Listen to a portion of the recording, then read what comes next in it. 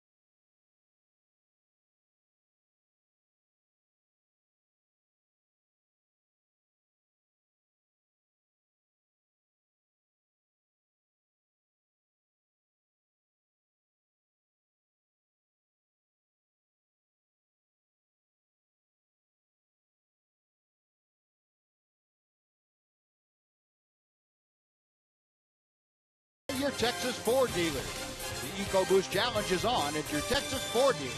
Get to your best in Texas Ford dealer today. By AT Uverse TV. Uverse has more live TV channels on the go than cable. And by Southwest Airlines. Book your low fare now at southwest.com.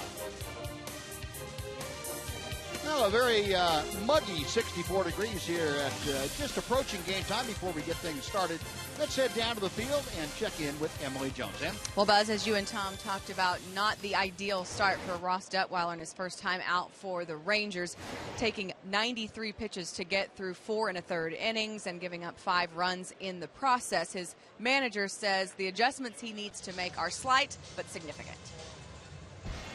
More than anything else, it's the command of the fastball. Just continue to pour the strike zone with the fastball, and everything plays off that fastball. One thing that got away from him a little bit was the ability to throw the fastball in his first outing. Hopefully we'll make that adjustment. Be able to get the fastball in. Continue to keep the angle with the fastball he needs to, and get the change up and the breaking ball in play. And I feel comfortable that he'll do the job that we need from him tonight. And all of those things will be of the utmost importance tonight, obviously, because of the way the bullpen was taxed yesterday in that 14-inning game. Hopefully the second time will be a charm for Mr. Detweiler, guys. All right, Emily, thank you. Ross Detweiler facing a team that punished American League pitchers last year. The California Angels, the most wins in the American League with 98 last year. Tom, why don't you show that lineup that's going to be thrown out there against Ross Detweiler? Okay, let's do it. Leading off for the Angels is Colin Cowgill. He'll play right field. Mike Trout in center field bats second, followed by Albert Pujols and David Freese, the third baseman. C.J. Cron is the DH batting fifth. Eric Ibar, the shortstop, bats sixth. Matt Joyce in left field against the left-hander tonight. Chris Iannetta is the catcher batting eighth. And at second base, the ninth place hitter, Johnny Giovatella. And Ross Detweiler, the 29-year-old from St. Louis, is on the hill tonight, looking for his first American League win. His first year starting since back in 2013. That was one of the reasons why he was happy to come over to the Rangers to get his stuff back in the starting role. He has a fastball, curveball, and changeup. He will change speeds on that curveball to make it a slider with a little more speed and a slow curve, taking something extra off it. And also be a ground ball pitcher when he is at his best, because his fastball has some natural sink to it. What he couldn't do, as you heard Jeff Bannister talk about in Oakland, was get that pitch in, especially to the right-handed hitters. He left things out over the plate and up. Gets that ball on both sides. He keeps the hitters honest and intends to get more ground balls. So he will try and do that tonight here against the Angels. We'll look at the Ranger defense behind Ross Detweiler tonight. Brought to you by the New Braunfels Convention and Visitors Bureau. Carlos Figueroa, the start in left field. Luis Martinez said it. Nice to see Shin-Soo Choo back in the starting lineup in right. Mitch Moreland is at first base this evening. Rougned Odor and Elvis Andrus up the middle. Adrian Beltre at the hot corner. And Robinson Chirinos is behind the plate. Now, Shin-Soo Choo had not started since Friday night.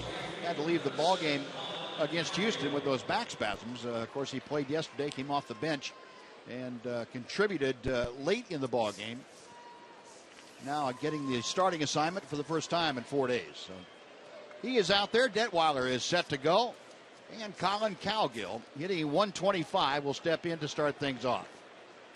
Angels come in at 2-4. Off the heels, they're on the heels, I should say, of a 3-game sweep at the hands of the red-hot Kansas City Royals, who won again today and now are 7-0. Yeah, they won big today. 12 more runs they scored today against Minnesota. To left field, Peguero circling under that towering fly ball. One gone. Well, 2 pitches for Detweiler and 1 out here in the first inning.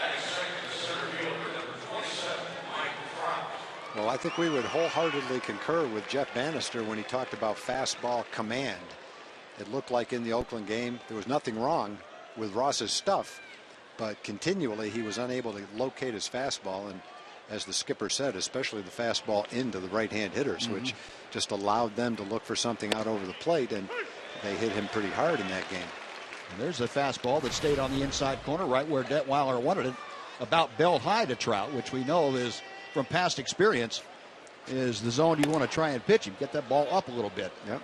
But you had a stat, Tom, I remember, about what Trout hit on pitches down. Yeah, it was remarkably higher than the fastball up. I think on fastballs up, he hit somewhere around 100 last year, which kind of goes back to what Ted Williams used to say. Thank goodness the pitchers can't do what they see in the scouting report day in and day out, or the hitters would be in trouble. Detweiler's 1-2 pitch. Right center field, hit well. Chu back, stops shy of the track, and able to haul that in. Well, at first blush tonight, it looks like the ball is not going to carry. Sure does. With the cool, humid conditions here this evening. Trout hit that ball pretty well. And you could see early in the count, he was trying to throw the ball up. And on that particular pitch, Chirinos gave the sign high, but the pitch was down, and Trout hits it. That's probably a spot in the zone. You could tell by the look on Ross's face. He did not want to throw that pitch down there. He's trying to get it up, and preferably up and in. But down and out over the plate is not the way to throw Mike Trout. In fact, when you hear people say, keep the ball down, that's not always the case. Yeah, not to Trout. No. Now here's Albert Pujols, who is off to a bit of a slow start, although he homered day before yesterday. His 522nd career home run. He's now 18th all time with those 522 round trippers. He's also 5th among active hitters in a lot of categories. Hits, average, doubles, home runs, RBI, runs, walks. You name it, Albert's done it. 2-1. And, that's something else, Tom. We find ourselves guilty of that, talking about locating the fastball. It's not always down, in, or out. Sometimes it's up, in and out. And we overlook that sometimes. Yeah, it depends who the hitter is. It's out of play. Pujols looks thinner this year. Not that he was ever, overweight or anything. He's a big, strong guy, but it looks like he's in great shape right now. In recent years, he's had a few leg problems. Maybe it was suggested to him that might take a little pressure off those legs. 2-2. Detweiler back to him. And a towering pop-up, shallow left center field. Leonis Martin, the center fielder. And the 3 balls in the air, 3 outs for Ross Detweiler and the Rangers. Angels gone in order. Half an inning in the books. We are scoreless.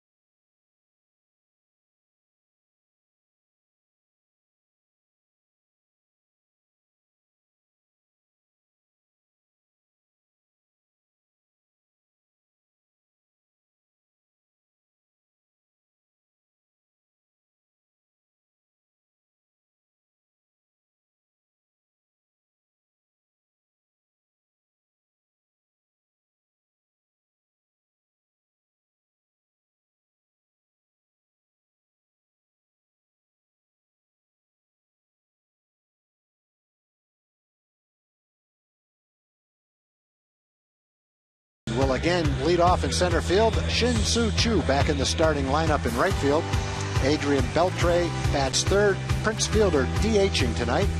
Mitch Moreland at first base. He bats fifth. Elvis moves up to the 6th spot in the lineup. Don't know if we've ever seen him bat 6th before. Carlos Peguero gets the start in left field. Robinson Chirinos batting 8th and catching. Rougned Odor will bat 9th, and he is at his customary second base spot. And Matt Shoemaker, great rookie year, 16 wins for the Halos. Goes to work with a fastball that's low for ball 1.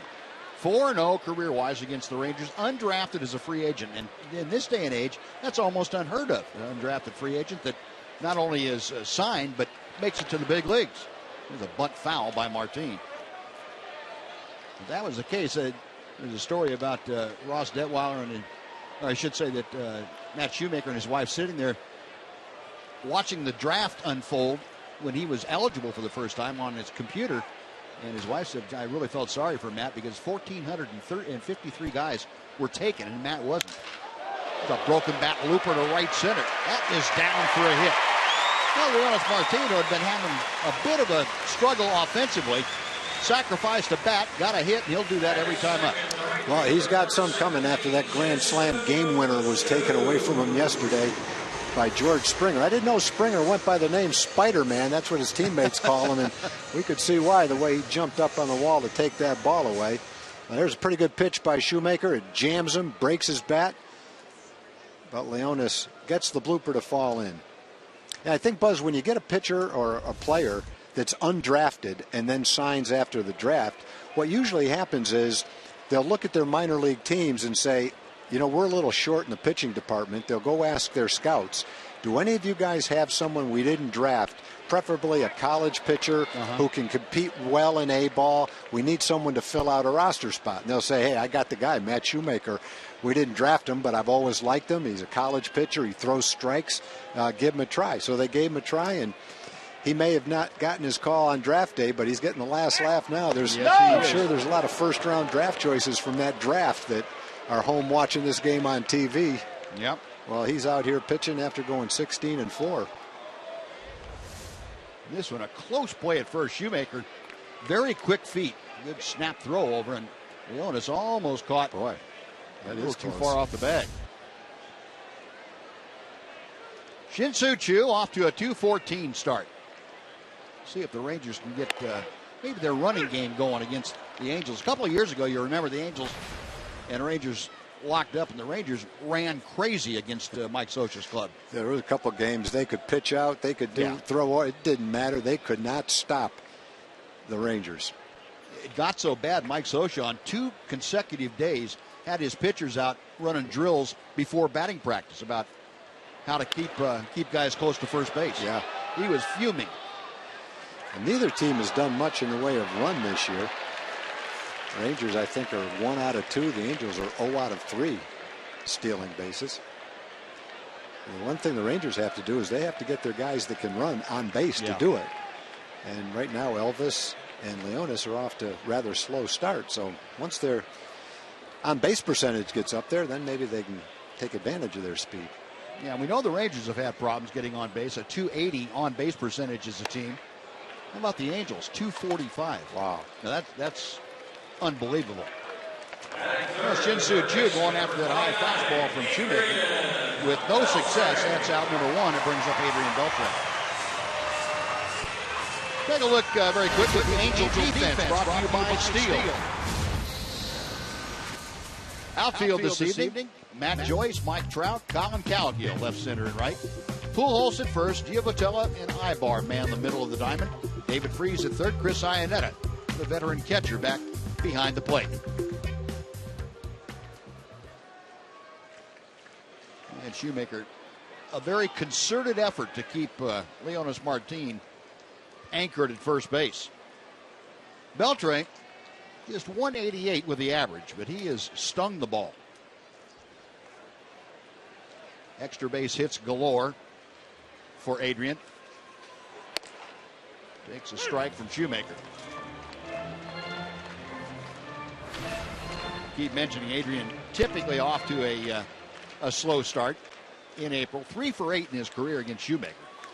Rangers actually have hit Shoemaker fairly well if you look at the averages. They just have not been able to get enough runs against him to win the ball games.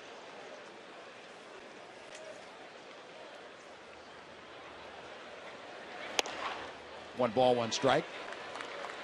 Beltre currently a 4-game hitting streak. He's gone 6 for 21 over those 4 ball games, 1 for 7 in yesterday's marathon. And against the Angels since the start of 2013, a 354 mark for Beltre.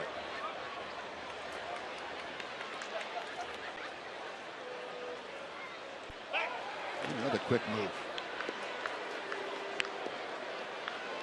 Adrian Beltre said after he came over to the Rangers that he almost did sign with the Angels. He said that was the team that had looked at him and talked to him most. An offer to his liking wasn't forthcoming. Rangers sneaked in and got him, and boy, have they been glad. Yeah, when you look at that off season, and remember at the same time the Angels had traded Mike Napoli. I think he went to Toronto. The Rangers then got him from Toronto, and then they snuck Adrian Beltre away from the Angels. And look at the role that Napoli and Beltre played in the World Series years. Yep. If both of those guys stayed with the Angels, maybe they would have been the team playing in the World Series. Quite possible. Pitch is high. It looks like the splitter from Shoemaker. We'll throw that fastball, his split-fingered fastball for Matt Shoemaker, is his best off-speed pitch. That's his strikeout pitch. Doesn't strike out a lot of folks, but the strikeouts he gets primarily on the split-fingered fastball. Average to a little bit above average Major League fastball.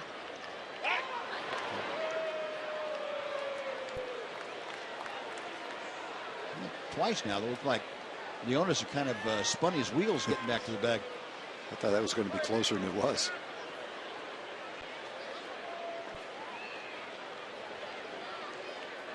Hector Ortiz, the first base coach over there, giving a little advice to Leonis. 3-1. Right center field. That is down for a hit. Martin around second will motor into third. Adrian Beltre. A rocket to the middle part of the diamond. The Rangers have runners at the corners with one out, and Prince Fielder coming up.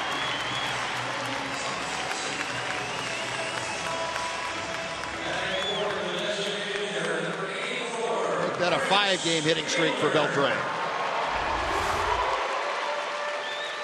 He got a good pitch to hit out over the plate, and he hit it well to right center field, taking advantage of that location.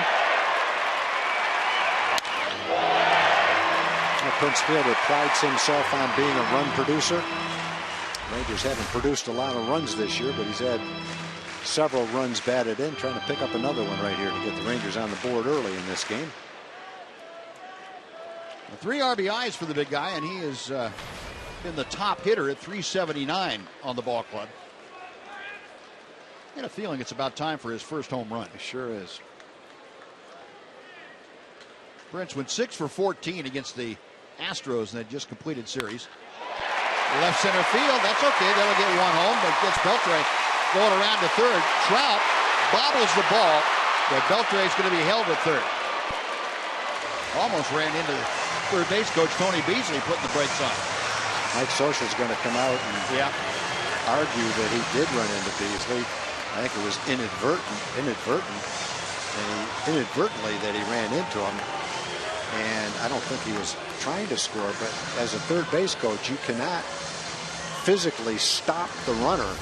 You can stop him with a hand signal. You can't stop him with your body. Well, Prince gets the same pitch that Adrian got, pitch right down the middle of the plate. He drives it to left center field. So both guys going back up the middle with a base hit, line drives, picks up a run for the Rangers. Mike Scioscia is still out arguing with Dan Iasonia, the third base coach. Yeah, I think technically that is coach interference. I don't think you can touch him. You're allowed to touch him at all. Yeah, remember a few years ago in Detroit? Yeah, Michael. Someone grabbed Michael Young. Somebody's. I think it was whoever's coaching third at that time. It was in Minnesota. Yeah. Just touched him and it was called for. Yeah, Gary Pettis touched him. Pettis did, yeah. Well, Mike Scioscia's not going to get that call. He didn't grab him with his hands. He had his hand up stopping him, but where he was located was right in the base path, and he definitely ran into him. It's not like he grabs him to keep him from going. He's there and hold up. Adrian kind of grabbed him. And if I remember right, the ruling was it doesn't matter whether you meant to or not, or how much of a touch there was. Yeah. But well, the third base umpire, Dan Iasonia, he had a good look at it. He was right on top of it, and he was ready with an explanation for Mike Scioscia. In any event, 3 singles with 1 out here in the first inning. Prince Fielder drives in the run. Rangers on top 1-0. Playing first and third here against Matt Shoemaker. And Mitch Moreland will try and keep this thing going.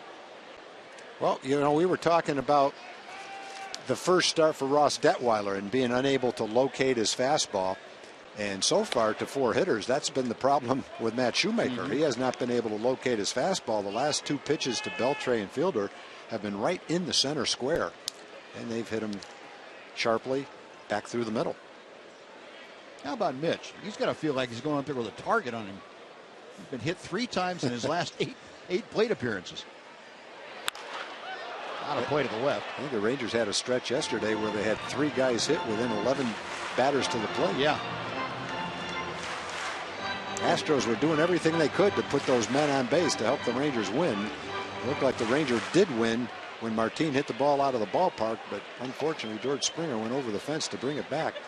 And then in the last out of the game, Rougned Odor hit a bullet toward the right field corner that Springer ran down over there too. 1 ball, 1 strike to Moreland. Base hit right center field. That is up the alley. Calgill slides to cut it off. Beltre scores. Fielder is going to stop at third. Into second. Mitch Moreland. The Rangers have jumped on top. 2-0. And these aren't a bunch of little flares. These are line drives all over the ballpark.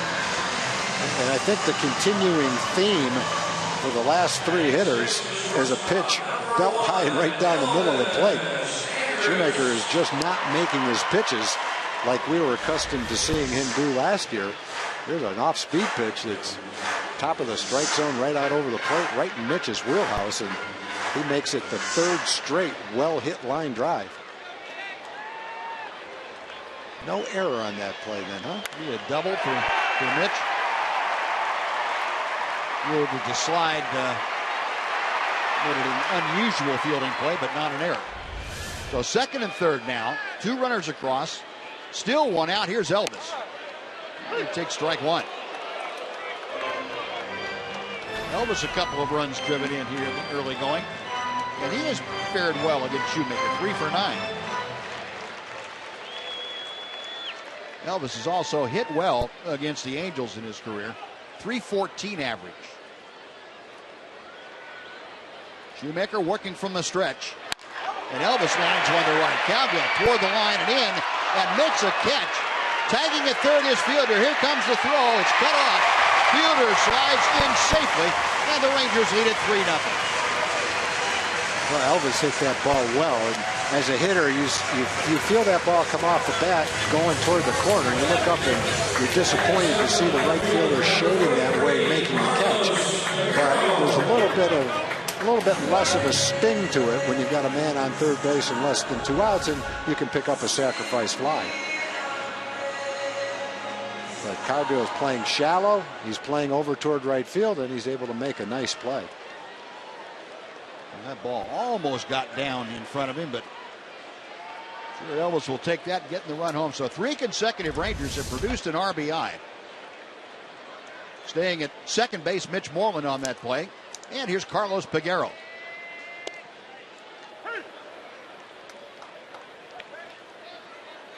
Well, Elvis, now 3 RBI for the season. Telling Prince, thank you very much for tagging up and getting a good jump there. Saved me an at-bat, got me an RBI. Thank you. Peguero at 429, making his second start. He's being called up after the injury to Shin-Soo Choo. 1-1.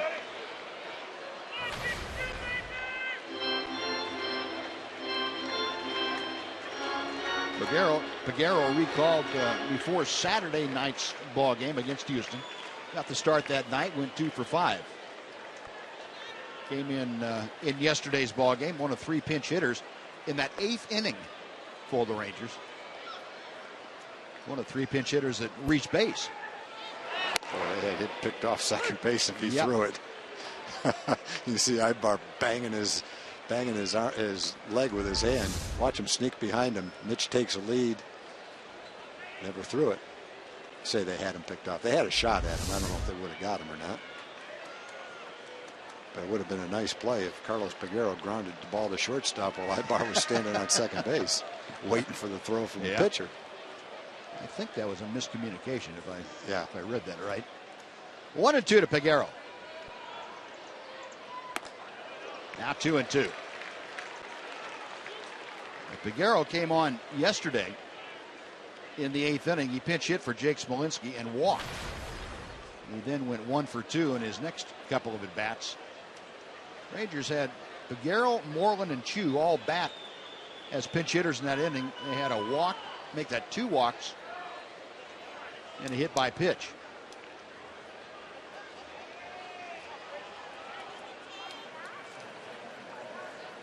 Another great night despite the clouds and a slight threat of rain. Apparently the storms are well west of us right now, and hopefully they'll stay out there until the Rangers win this ball game. 2-2. That will do it. No, Shoemaker gets the out, but the Rangers get 3. 3 runs, 3 hits, 1 left. After 1, Rangers leading the Angels 3-0.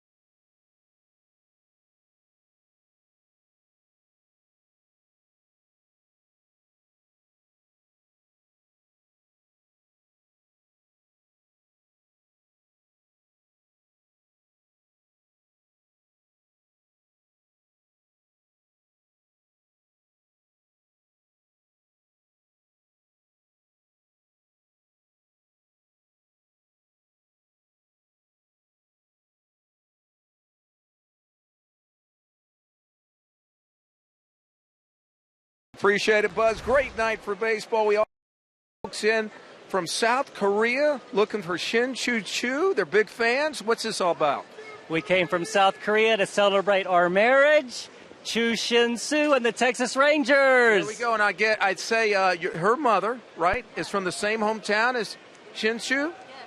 Soo is from Busan. My mom's hometown is also Busan. So glad to be here. All right, anything you'd like to say? No. I love you. There we go. Close enough. Way to go. Enjoy the game, guys. That's some tongue twisters there, Jim. Yeah. No kidding. Yeah, Ross Detweiler working to David Freese here to start the second inning. Freese, a .217 average in the early going, 2 home runs, 3 driven in. Rangers have given Detweiler something they were not able to muster in Oakland for him, and that is a run of support. They got 3 runs of support in the first. You remember that game that Detweiler pitched in Oakland, the third game of the season. Scott Kazmir hit the Rangers for 7 innings. And Detweiler misses inside for ball 4. So it's something that he will not be happy about, I'm sure. A leadoff walk. And C.J. Cron coming up. I don't think anything makes a guy that's been around a little bit madder than to get a 3-run lead and then walk the first guy you face. You know, don't you think it's almost a case where you go out there and you say to yourself, I can't walk this guy, I can't walk this guy, and before you know it, you lose your, whatever it is, you lose your rhythm, you get a little tight, whatever it is, and the harder you try, the worse it gets. That's exactly what's happened. He's trying now to make the correction and probably overcorrecting a little bit. You know, it's just, boy, it gets frustrating. And that's where a catcher can really be invaluable, too. You come out there and know exactly what to tell you to get out of that trying too hard phase. You say, hey, bring the ball to me. I'll go ahead and throw it to the glove. Don't worry about anything else. I'll take care of it. C.J. Cron off to a real tough start. Last year, he fared very well against the Rangers. 3 home runs, a .333 average. There's a strike. 0 for 13, however, in 2015 for Cron.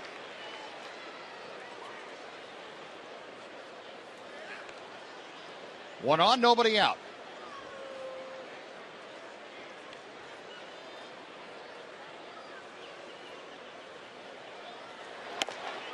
Now 2-1. Cron had a couple of big series, big games against the Rangers early in the season last year. Looked like he was going to have a huge year. Went over 300 in AAA, 256 in the big leagues. Drove in some runs, though. Mm-hmm. Yeah, I sure did. Some big ones against the Rangers. Yeah.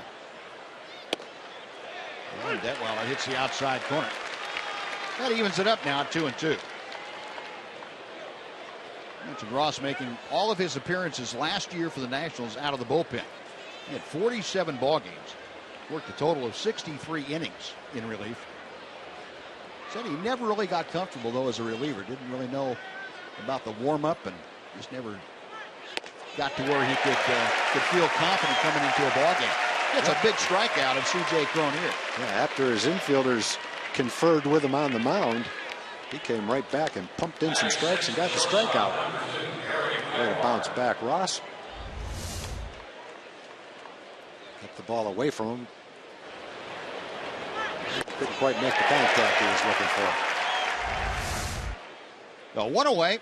Now the switch hitting shortstop, Eric Ibar.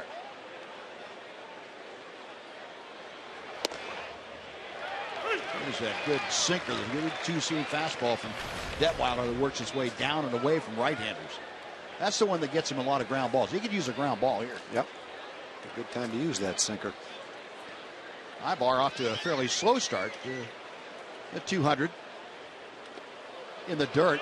Chirinos, though, does a good job of keeping it close enough to home to prevent Freese from advancing to second. Keep the double play in order and keep a guy out of scoring position.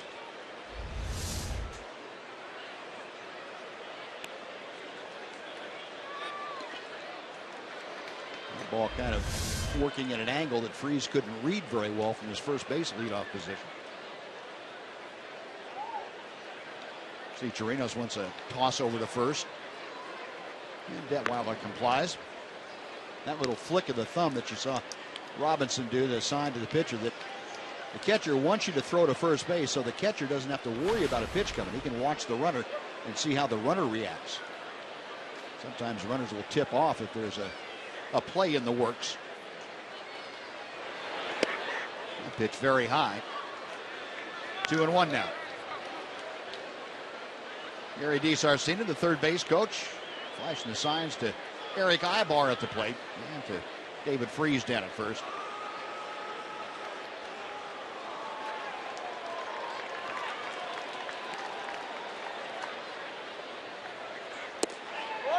That one just off the outer edge. It's 3-1. Detweiler wanted that pitch, so did Robinson Chirinos. Well, it looked like it was a pretty good pitch. A changeup. I'm sure that's exactly where he was trying to throw it. Trying to get a ground ball with a changeup tailing down and away. Just didn't get the call. Made the pitch, didn't get the call. And he misses low, ball 4. A pair of walks in the inning. One out. Runners at first and second for Matt Joyce.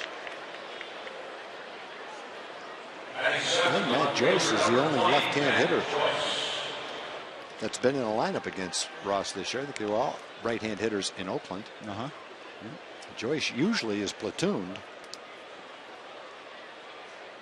getting an opportunity against the lefty in tonight's ball game. And one of the other outfielders, Cole Calhoun, banged up a little bit. He's a left-handed hitter, but he sometimes plays against left-handed pitchers. Now Mike Maddox out there with a little chat. Chirinos and Detweiler. Matt Joyce stepping in with Freese at second, Ibar at first. One out. Top of the second inning. Joyce off to a 167 start. No home runs or runs driven in. Joyce, of course, last year with the Tampa Bay Rays. And Detweiler pours a fastball in for strike one.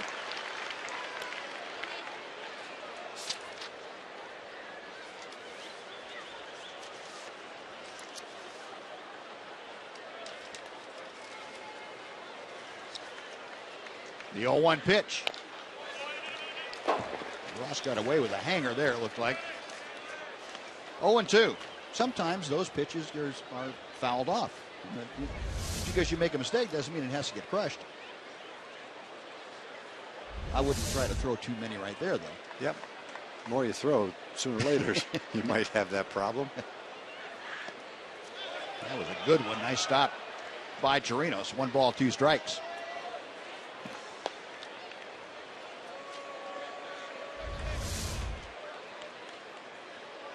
Matt Joyce last year in 140 games in Tampa Bay hit .254 and drove in 52. 9 home runs. 1 ball and 2 strikes. Got him swinging. Good fastball, 92 miles an hour. Walk, strikeout, walk, strikeout. After each walk, he's come back and made good pitches and gotten the strikeout. He's got Joyce talking to himself on the way back to the dugout. Looked like he kept that one on the inside part of the plate. Nicely done with a little bit of movement on it, too. Well, we saw Matt Harrison when he was healthy making his pitches. He made that pitch to left-handers one right after the other. Down and in, they didn't have a chance.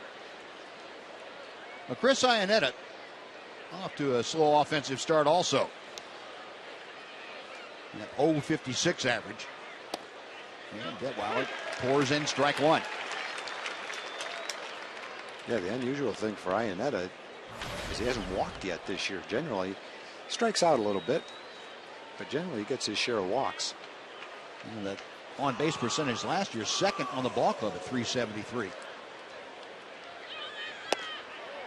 Throw to second, and just back ahead of the swipe tag, David Freese. We've got Odor cutting in behind him.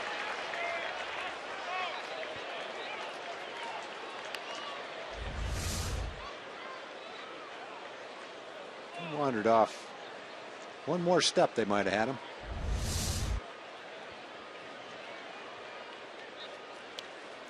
One and 1 to Iannetta. Now 2-1.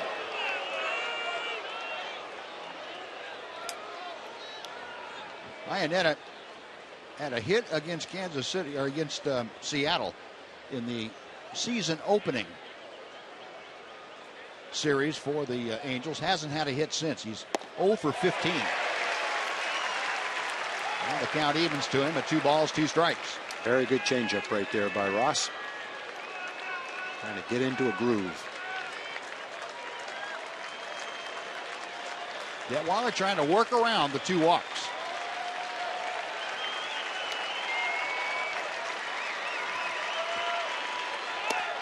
Now the count is full.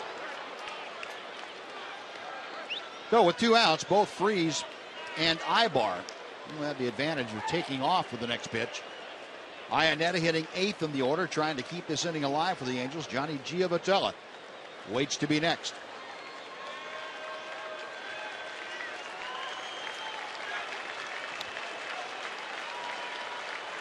Runners on the lead, on the move. 3-2 pitch, little tapper out in front of home plate. One catcher throws out another, and that will do it. So a good job by Detweiler working around those 2 walks. Angels strand affair after an inning and a half. Rangers 3, Angels nothing on Fox Sports Southwest.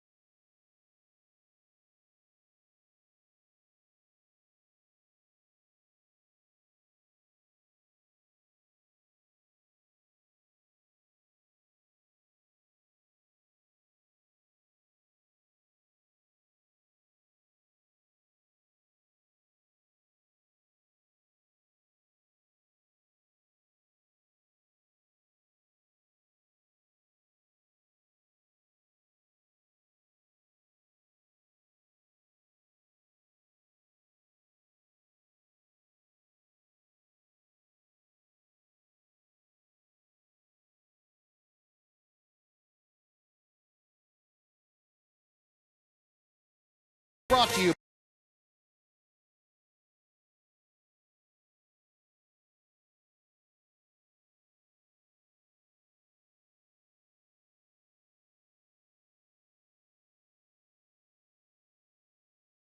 Robinson Chirinos, Rugnet Odor, and Leonis Martin to face Matt Shoemaker. Just put 3 runs on the board on 3 hits in the first. And Chirinos takes the splitter inside for ball 1. Robinson 1 out of 10 so far this season. Hits it well to center, but Mike Trout has it measured. 1 gone for Odor.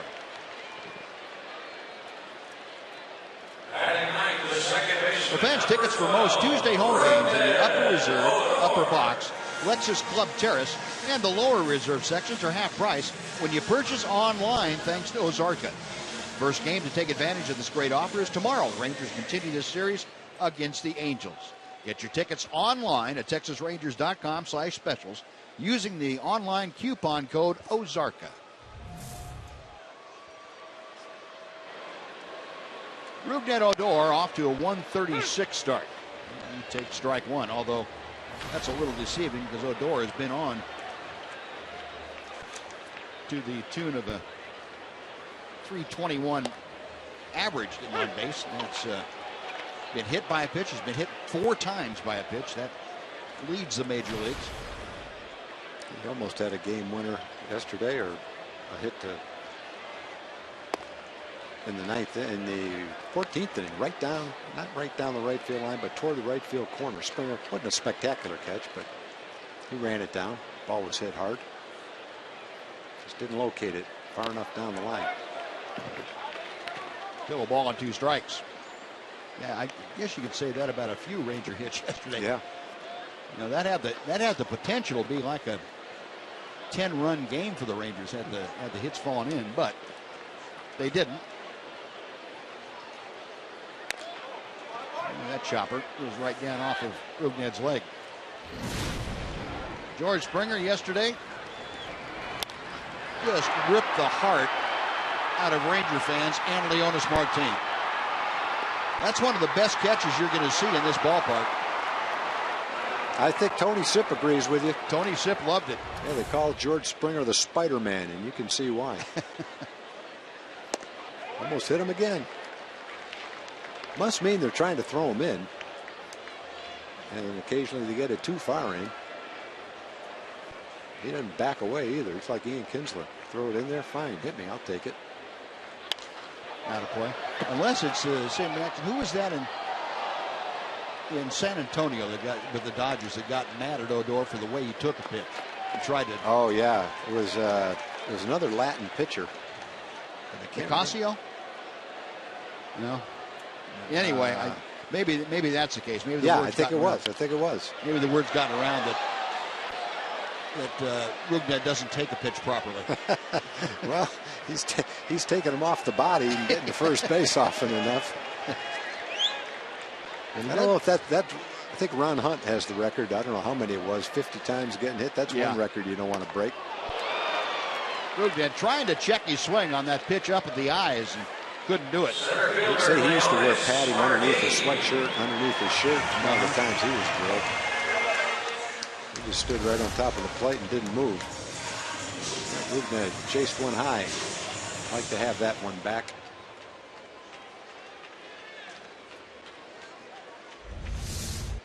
So 2 gone. Leonis Martin, who singled to start things off up there again. Yeah, I remember what the late Don Drysdale said about he was asked after a game against Montreal when Hunt was playing up there. Said that he hit Hunt twice, I think, and somebody asked him what he was trying to do. He said, I was trying to knock that padding off.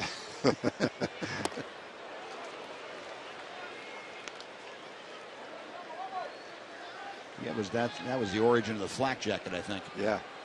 And back then they didn't have a flap on the helmet either. 0-2 pitch.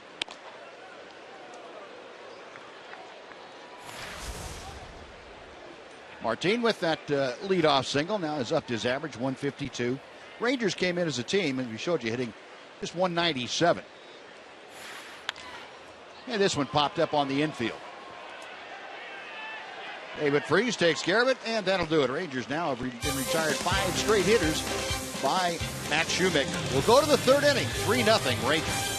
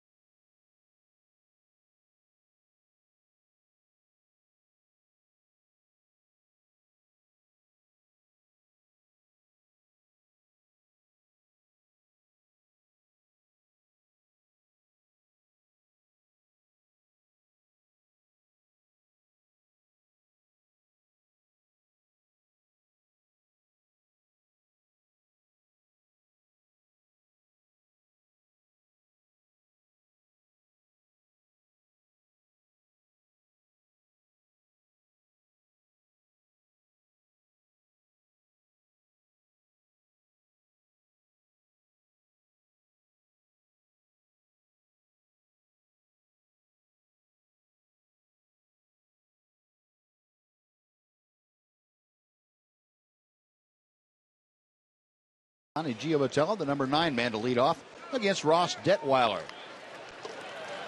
Got on hand here tonight, and kind of a cool evening. It's 64 degrees at first pitch. The breeze drifting out toward right field, out of the north, and kind of a damp evening in Globe Life Park. Giovatello off to a .250 start. Angels brought in Giovatello after having played at Kansas City for a few years. Needed a replacement second baseman. Howie Kendrick dealt to Los Angeles Dodgers.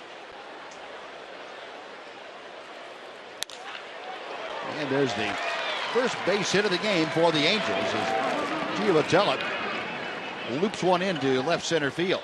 Leadoff single and back to the top of the order for Colin Cowgill. Right fielder Colin Cowgill. Nice swing by Giovatello right there. In the Angel lineup tonight, Giovatello is only one of 2 players hitting above 200. Mike Trout's hitting 400. He came hitting 250. Other than that, everything's 200 or below. And the Angels 195 as a team. That 245 on base percentage we talked about. They've been limited to 16 runs in their first 6 ball games. Cowgill skied to left to begin things here tonight. 111 season average. Poor Cowgill. Giovatello with pretty good speed at first base.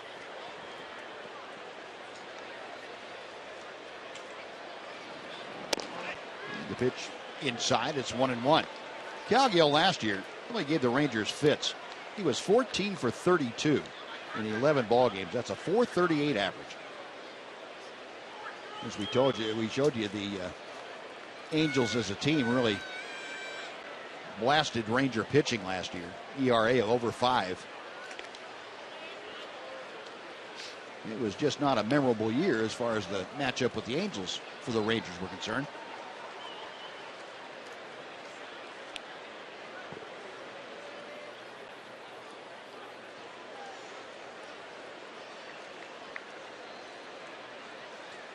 Detweiler with a 1-1 instead goes first base way.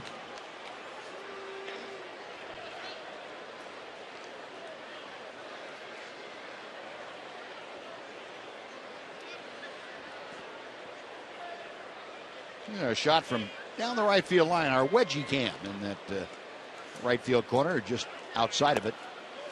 Breaking ball from Detweiler, and the count goes to 2-1. Well, the Angels had played 6 games coming into the game tonight. They'd struck out 48 times, which is a fairly high number, and they only walked 11 times, less than 2 walks per game. They got 2 walks back in the second inning, though, so they've added to that total.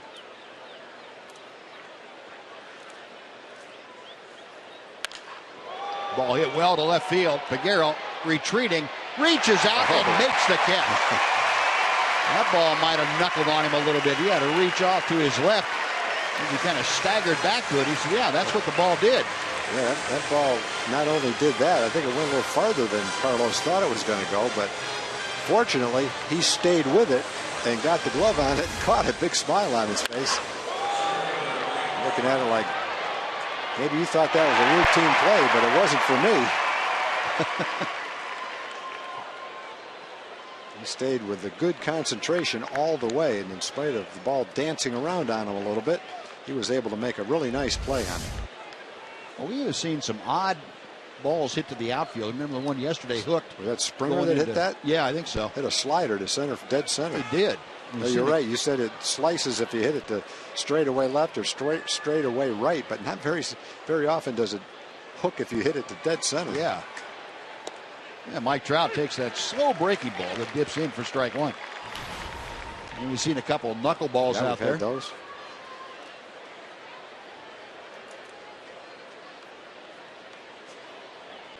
Trout lined sharply to right center field his first time.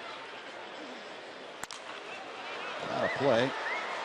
And Detweiler quickly with an 0-2 advantage.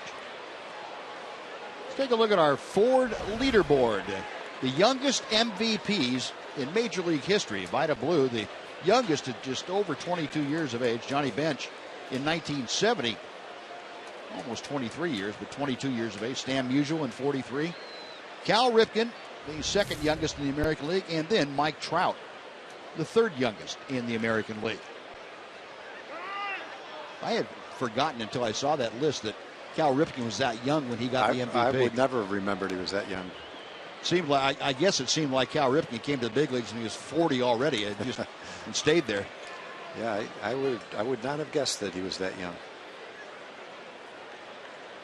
Detweiler, a long look to first. He will make a throw that way.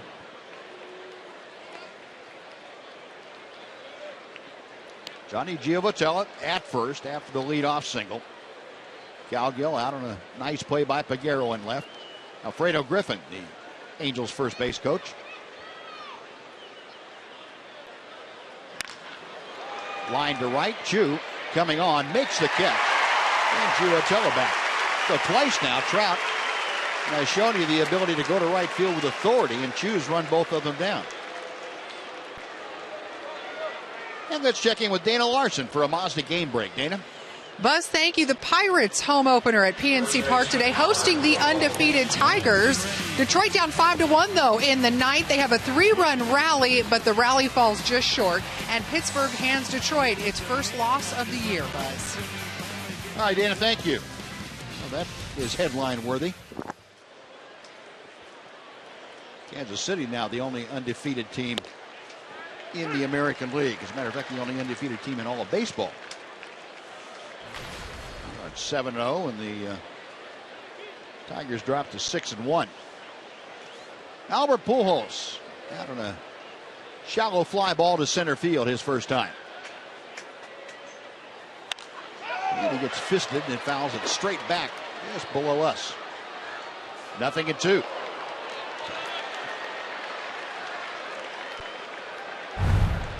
And we'll take a look at our T-Mobile game changer, talking about that game break that Dana told you about. Miguel Cabrera. How about this? His last 4 games, Cabrera has gone 13 for 18, including today. You don't see averages like that in a video game. No, the National League, I guess it's Adrian Gonzalez has an average. I don't know if it's that high, but it's up there. Well, they were both the players of the week in their respective leagues. Cabrera in the American League and Gonzalez in the National League. Gonzalez, of course, had that 2-game streak where he had 5 home runs in 2 games. Big league record. And Cabrera has just hit everything he's seen, which is not unusual. And people with the Tigers and that had watched him said, boy, he's not quite ready for the season. He was injured at the beginning, didn't have enough spring training at bats. Guys like that, they could go into the season without spring training and hit. And just ring the bell and tell him it's time to hit. He'll hit. Wake him up on Christmas morning, you hit line drive somewhere. Much. 0-2 to Pujols. Detweiler has the sign he wants, a check of first.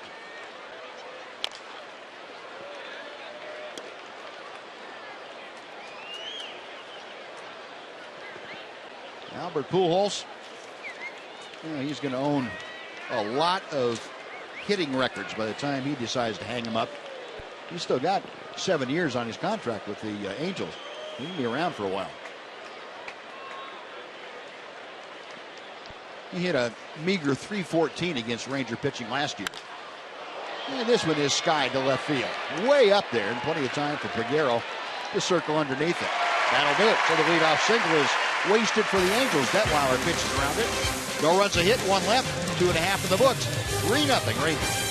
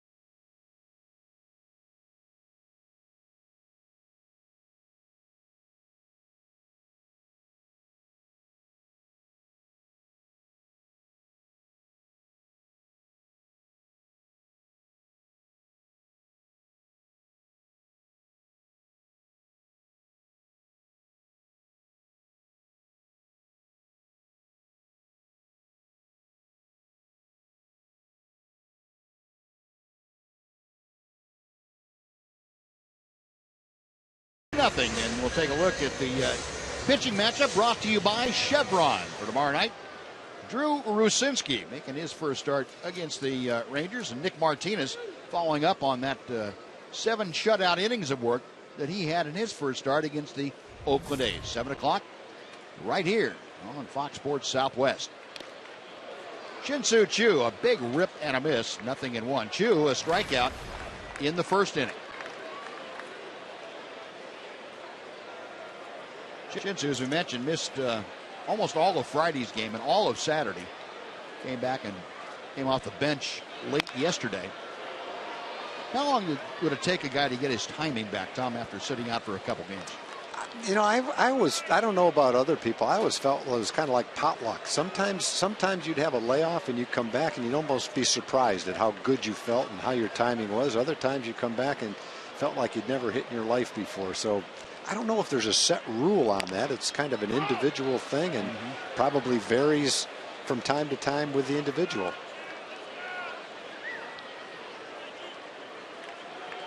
Looks like Shin-Soo's having a little trouble with seeing the ball as well as he was before.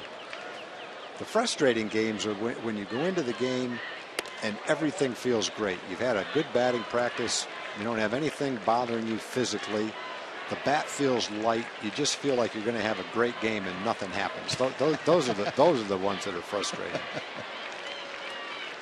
But as usual, the pitcher always has something to say about that. You could feel great, but the pitcher makes great pitches on you, then unfortunately it's going to be tough. Shin-Soo flying out to his counterpart, Colin Cowgill, in shallow right center field. and gone. Adrian Beltre now will come up.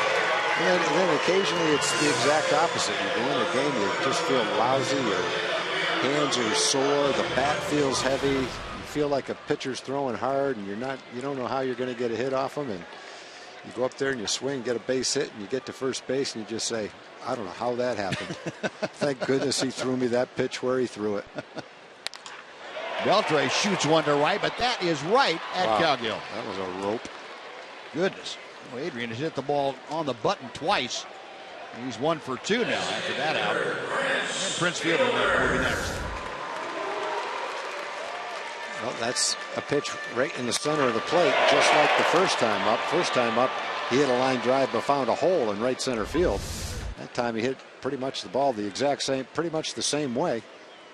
Hard and out of line. That time it went right to the right fielder. Prince Fielder lined an RBI single to left center. His first time up, plated the first Ranger run. 4 RBI now for the Ranger slugger. Averaging an even 400.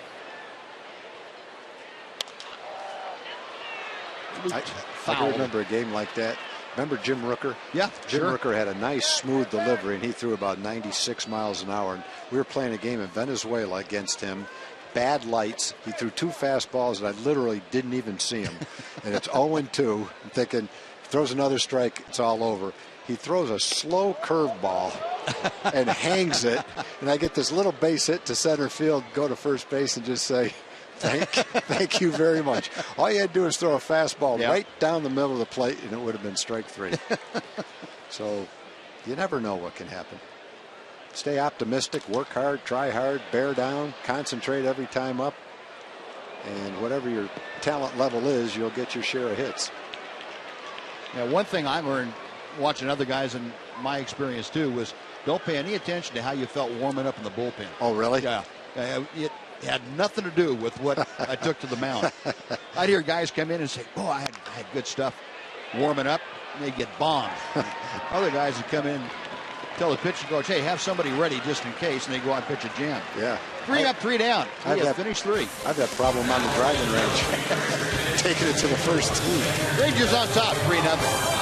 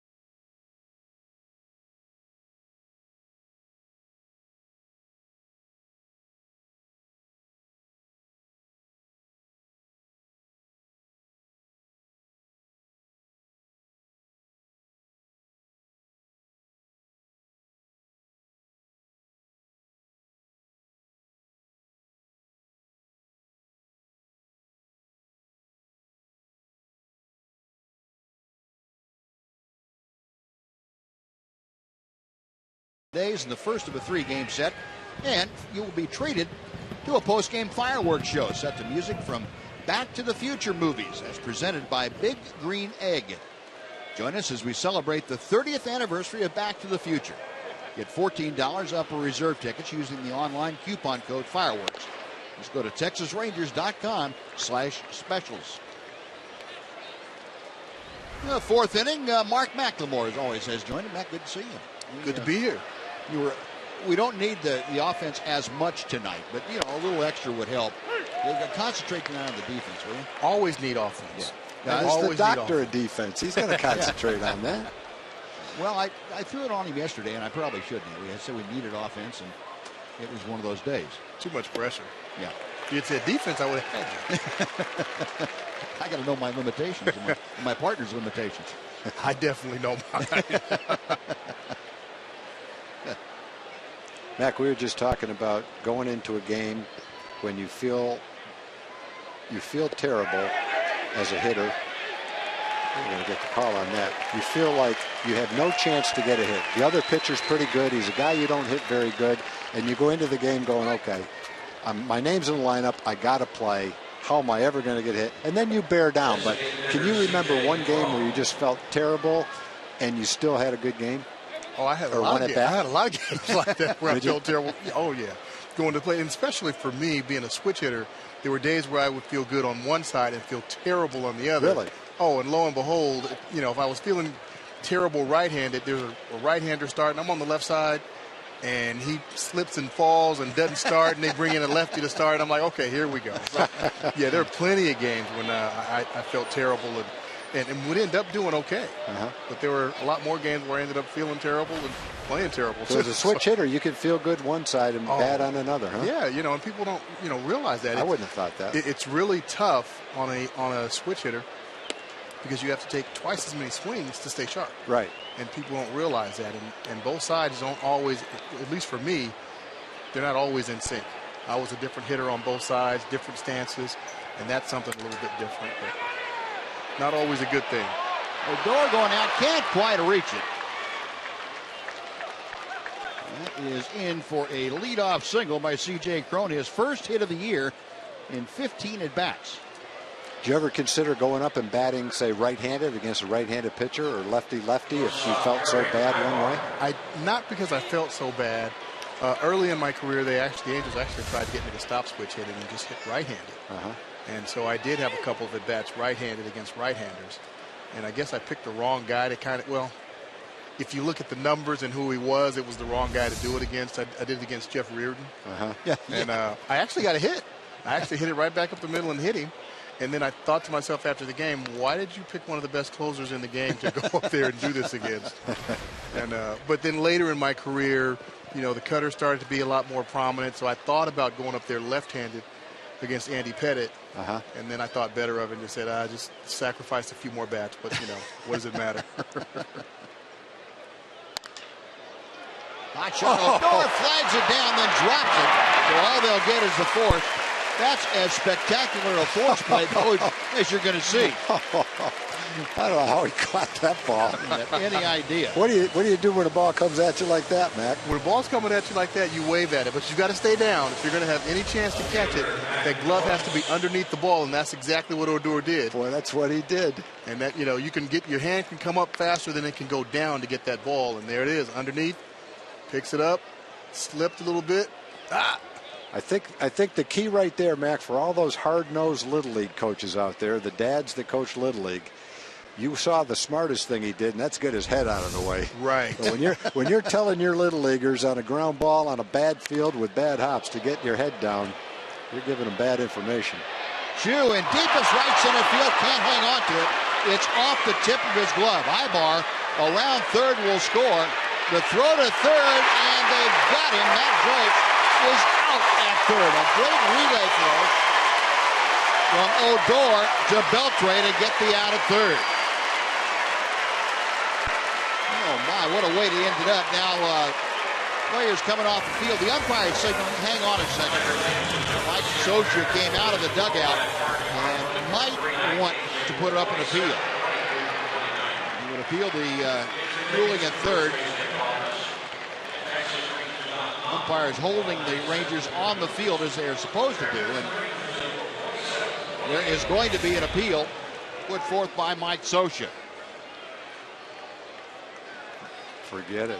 He was out all up and down his body. Even close. I don't know what they saw in the replay in the Angels dugout or Angels clubhouse that would say go ahead and appeal that. It felt like wasting a challenge. There's a tag right on the hand there, right there. The hip. leg, foot. Did he hit his hand? Let's see. Yeah. Maybe he missed it. Got his arm. Sure looks like an out right there. Maybe there's an angle they saw that we didn't see, but I don't know what else you need to see after that one. That angle, you won't be able to tell anything. But his right hand didn't go directly to the bag. His right hand went around the bag. It's not on the bag until now. Yep. Dan Iasonia, the third base umpire, right on top of things, as you can see from that angle. And here it is again from behind. Beltre putting that down. It's a nice try by Joyce. Yeah, he tried to keep his hand away from the glove. From that angle, it looked like he wasn't able to do it. But Dale Scott, the crew chief, along with Dan Iasonia, hooked up to the replay command center in New York. And the appeal for the call at third base. The call is out at third. Mike Scioscia challenging that. So there would have to be clear and convincing evidence made available to the umpire in New York at the replay command center to overturn this call.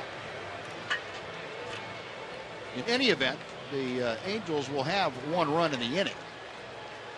And they'll either have the inning over with if the appeal is nullified, if the call is upheld, or they'll have a runner at third and 2 outs.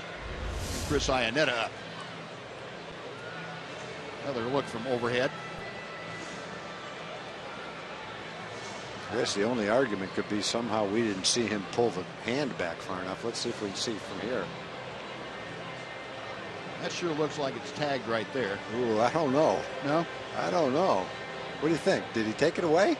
I think he got it away. On that one, it looked like he got it away. I think he got it away. From the other one, it looked like a no-brainer, but from that one, it looked like he might have pulled it back. Huh. Well, this is taking a little longer than a cut and dry decision would take. So they're looking at it. Watch his left hand now. The glove is down, but watch the hand. Is it touching it? Right there? I don't know. Ooh. I would have bet a lot of money he was out. Yeah, I would too. But after watching that one, I'm not quite as sure, no. Well, Detweiler is back out and taking some tosses to stay loose in case this call is overturned. The only thing is that one definitive enough to overturn it? Clear and convincing evidence.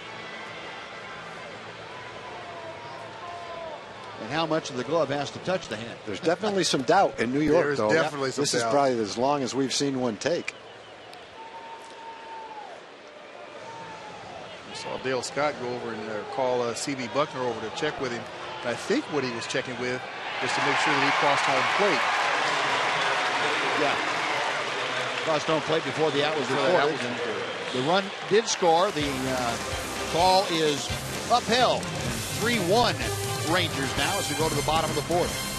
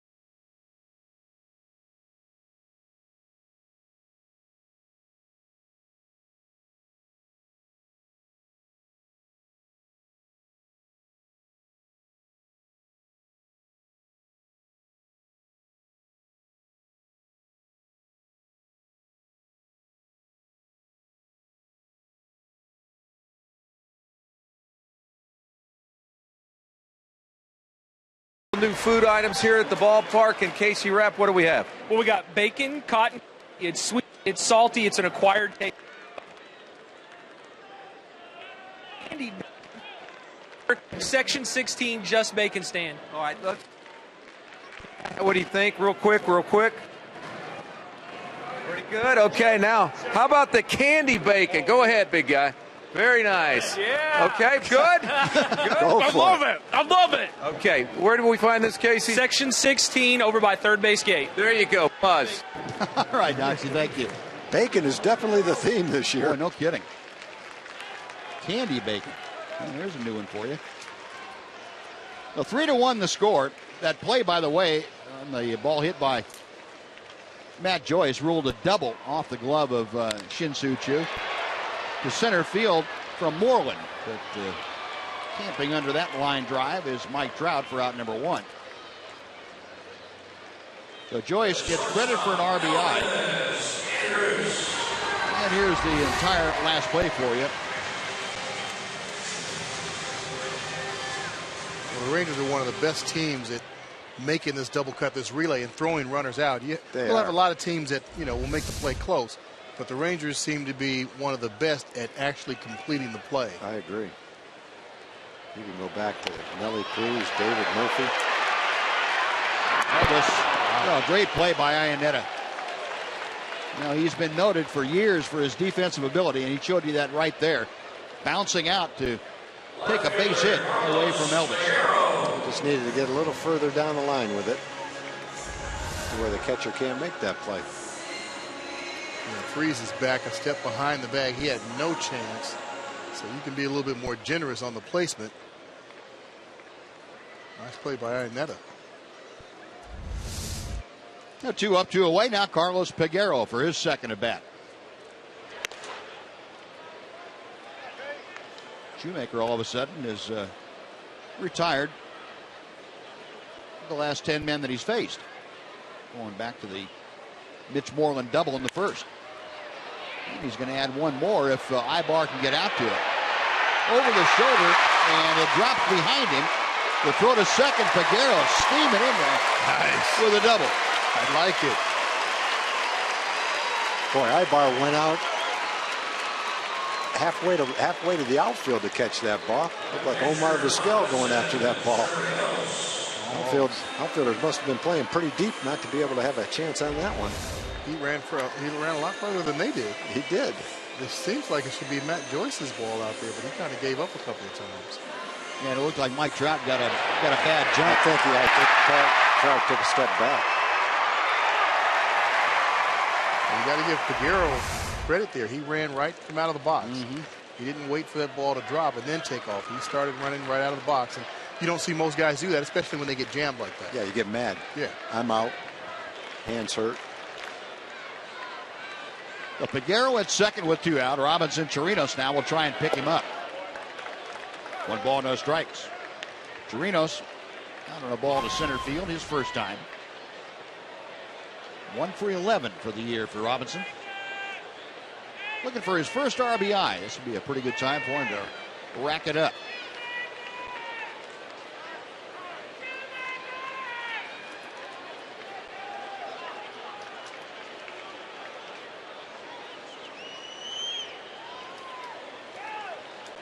Chirinos wagging that bat back and forth. Peguero, pretty good lead at second base. Well hit, left center field. Trout on the run, at the wall, makes the catch. Chirinos gave it a ride, but the ballpark playing big tonight, and it stays inside. No runs, a hit, 1 left. On to the 5th, Rangers 3, Angels 1. Fox Sports Southwest.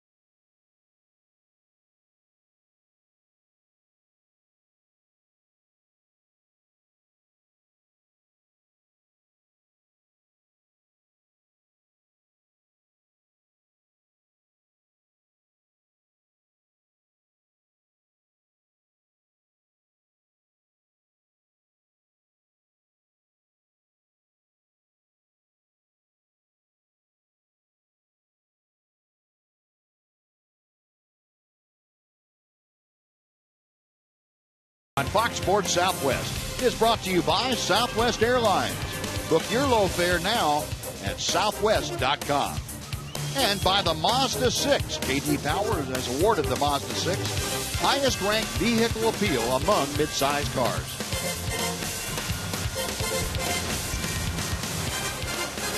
Crowd on hand this evening, a comfortable night. Watching their Rangers lead the Angels by a 3-1 count as we head to the top of the 5th inning. And Ross Detweiler working through the first 4 innings, having given up 1 run on 3 base hits. He's had a couple of walks, struck out 3. He will face Chris Iannetta to start things off. Iannetta, the number 8 hitter in Mike Scioscia's lineup tonight, takes strike 1. I'd like to see where a couple of these balls would have gone 3 or 4 years ago when the jet stream was a factor here in the heat of the summertime. Not a factor anymore, at least only on rare occasions. And tonight it's definitely not a factor. The ball's not going anywhere. I actually kind of miss the jet stream. Do you? Yes. You like those right-handers kind of reaching out in the outside corner and shooting them into the bullpen? If they were on my team, yes. Yeah. Well, over the years, we've had a lot of guys that did that.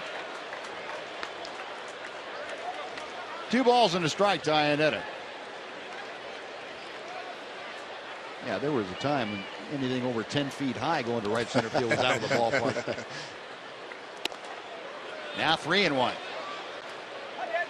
Iannetta trying to start things off by getting aboard here in the 5th. Johnny Giovatella, the number 9 hitter, waits to be next.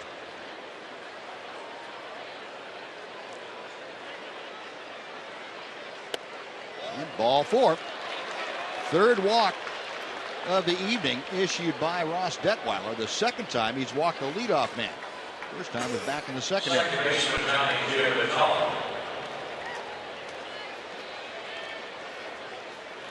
Now Detweiler will deal with Johnny Giovatella, who singled to center field as he led off the 3rd inning.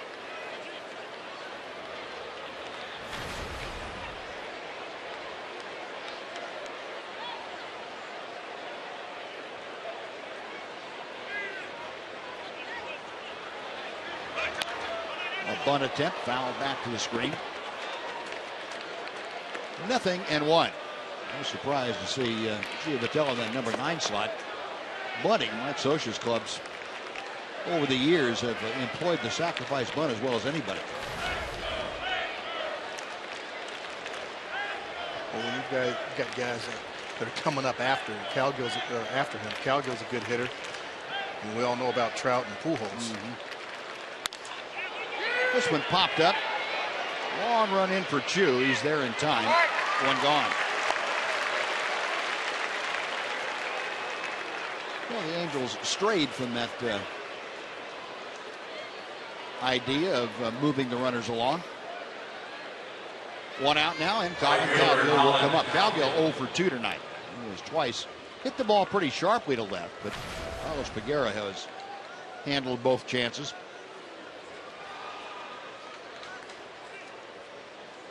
Cowgill hitting at an even 100 for the year.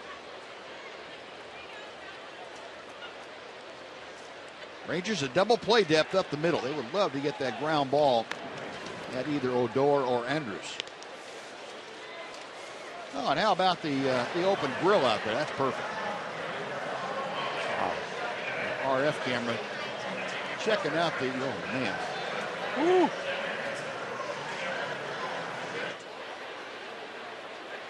That is some good eating over there. I'll tell you that right now. Big day tomorrow. Hot dog day at the ballpark. Fritz Steichert has declared he's going for 10 tomorrow. On Wednesday? Yep. Wednesday. Yeah. Sorry, on Wednesday. No, he may get himself in shape tomorrow by having a dozen or so. Yeah. 10 of them, huh? Yeah. He's been on a health food kick for about a year and a half, so I don't know if he's ready for it or not. Don't blow it. Have to do some stomach stretching exercises. We're going to tweet his stomach before and after. Whoa. Wow. It's humongous right there. Yeah, it is. I wonder if Chu's ever eaten one of those. I don't know. Ball and a strike to count as Detweiler pulled the string a bit. Ross now right at the 70 pitch mark. His next offering will be the 70th. I think when we went to games as a kid, Buzz, you could get about two things: a hot dog or popcorn. Yeah. Maybe Cracker Jacks. Peanuts in a bag. That was about it. That's right. about it. Yep.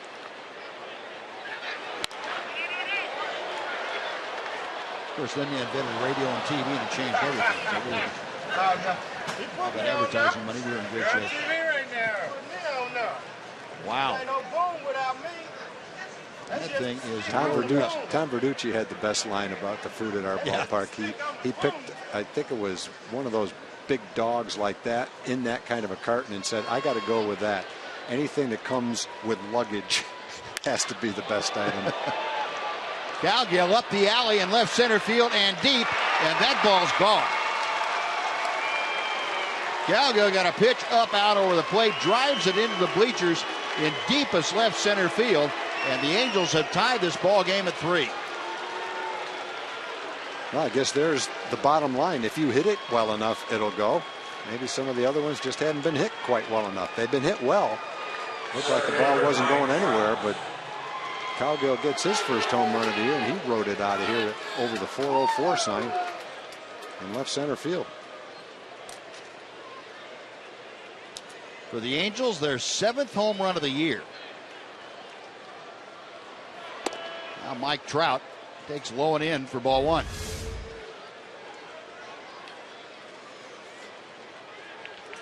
High fastball, and he got it. 1 ball, 1 strike.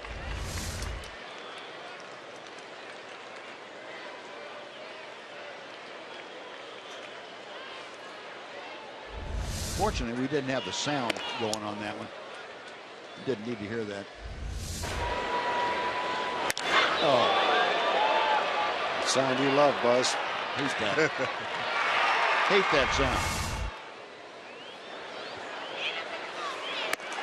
High and tight, 3 balls and a strike. Ross Detweiler got away with a leadoff walk in the 2nd inning. Stranded a couple of runners. This inning, not quite. Leadoff walk to Ionetta. 1 hitter later, Colin Cowgill ties the ball game, and now Trout draws a walk.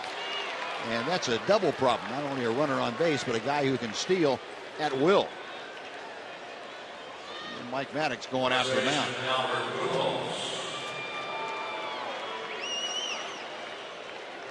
Well, Tom Green was talking about it to you.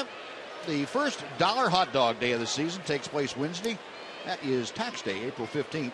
Rangers take on the Angels in the finale of this series. Come on out to Globe Life Park for the last game of opening week here at home. Enjoy ballpark hot dogs for just $1 each. Visit TexasRangers.com for tickets, or you can call 972-RANGERS. Get your tickets and get ready to eat some dollar dogs.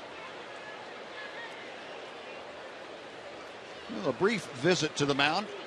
Now Albert Pujols, with 1 on and 1 out, will step to the plate. Pujols has popped to center and fly to left.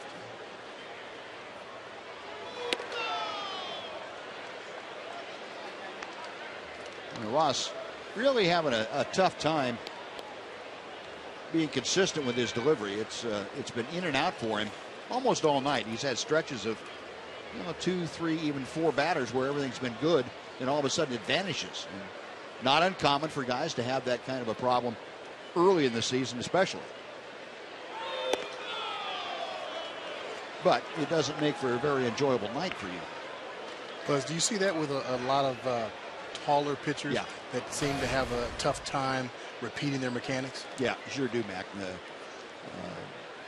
Tall guys, a lot of length in their arms and legs, and leverage system is tough to keep under control. Pujols just gets underneath it. Boy, he skies one to left. Figueroa waiting for it to come down, handles it. And Pujols a little bit upset that he didn't drive that ball out of the park. 2 gone. Yeah, it's harder, I think, for tall guys to get a look at this from Detweiler. Boy, that's a danger area right there to Pujols. He got his pitch. He had his swing. He just got it underneath it and popped it up. 2nd straight time he's done that. And Mac, to answer your question, tall guys, I think, really have to be focused on minimizing the amount of movement in their delivery as much as they can. There's a drive to right. Going back is Chu. He is back at the wall. He reaches up and did not make the catch. It's out of here. A home run the other way for David Freese. The Angels, with two-run home runs in the inning, have turned this thing around. They lead 5-3. Well, another example that the ball may not be carrying great, but if you hit it great, it will carry far enough. And Freese hits the ball the opposite way and gets it out of the ballpark. And the theme right there is high fastballs out over the plate.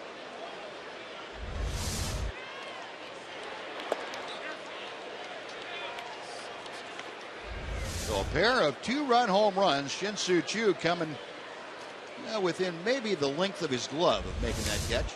Kind of jumped into the wall. Reaching out, poking one to left, C.J. Cron, who came into the game 0 for 13, is now 2 for 3. And he continues this fifth inning for the Angels. Next will be Eric Ibar. Chirinos out to see if he has some words of encouragement for Ross Detweiler. Calm down and let's make some good pitches. Get out of this. Keep it right where it is. Eric Ibar 0 for 1 tonight. He scored a run last inning as he reached on a fielder's choice. He's also walked on the fists and fought off foul. 0-1.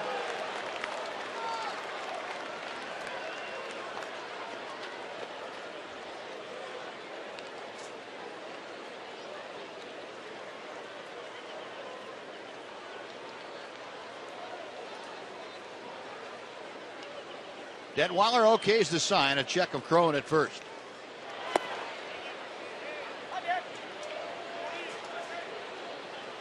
One ball and one strike. With a couple of short outings this year by Ranger starters and the long game yesterday, the bullpen is taxed a little bit for this game. So I'm sure Ross will be asked to throw right around 100 pitches, try to get out of this inning and pitch the sixth inning as well. Chu, long run over toward the line, gets there and makes the catch. That will do it. But Angels come up with 4 runs on 2 big 2-run home runs. On to the bottom of the fifth we go. It's now the Angels 5, the Rangers 3.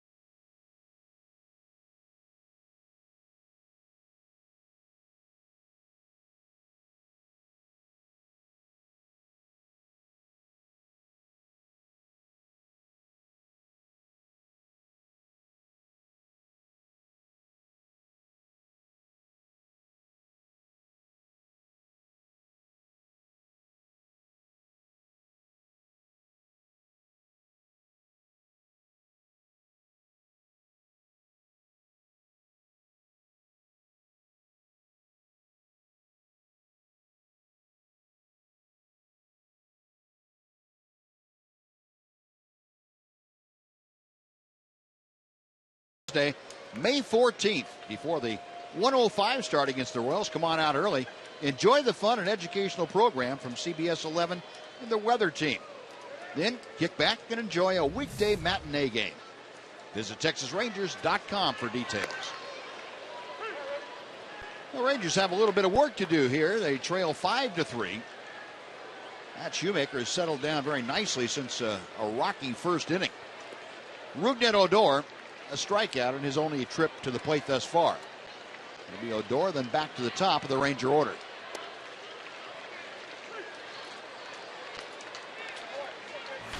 No balls, 2 strikes. Mac, remember what I said about we didn't really need the offense too much? I want you to focus on the defense. Focus back on the offense for a while. There we go.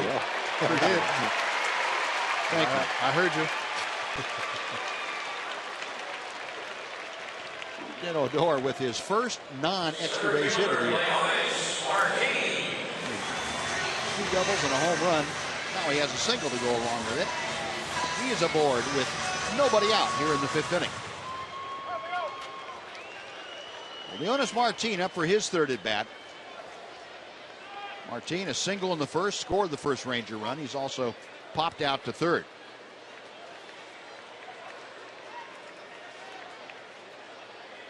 Hits are now even at 6 apiece. Angels, though, with a 5-3 advantage in the run column.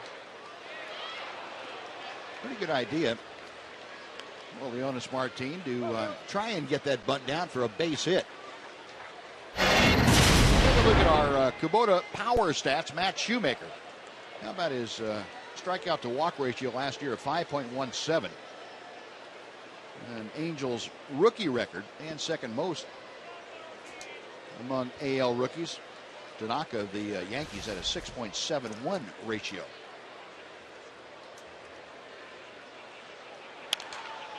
Foul back, 0-2. This is for a guy that, in Matt Shoemaker, it was 50-40 in the minor league. 7 years of minor league baseball with an ERA of over 4.5. And all of a sudden he gets an opportunity at the big league level, goes 16-4, almost wins Rookie of the Year. How do you explain something like that, guys? Guys, he spends that amount of time in the minor leagues, yeah, and then all of a sudden comes up to the big leagues and does well. Yeah, it's probably a combination of things. It might have something to do with the ballpark. Is it a little bit better to pitch in, and maybe it's got better defense behind him. But it also makes you wonder how many other guys are there in AAA baseball that could have really good success at the major leagues, but just don't get the chance. Towering pop foul. The Pujols over to take a look, but he went out. Still 0-2. Yeah, and I think it says a lot, too, for a guy like Shoemaker getting a break, and whatever it was for him, starting to pitch well, having things go well for him, and really capitalizing on it, getting the confidence going at AAA, finding a way to win ball games, and all of a sudden, you put it together like you never have before, you get on a roll, and you keep it on a roll. Well, his ERA before he got called up last year, he pitched 5 games in AAA. His ERA was 6.31. He got called up to the big leagues, and it was 3.04. 1-2. You know, we talk about guys coming to the big leagues for the first time. Hardest thing, and I think we can all agree, is believing really in your heart that you can compete at the big league level. You belong there. And I think Matt Shoemaker made that trip from his head to his heart faster than most people. He believed it. It plays a big part in it, and you can tell when a guy makes that determination or transition, he walks differently. Whether it's a pitcher or a position player, they just carry themselves differently on the field, and you know it.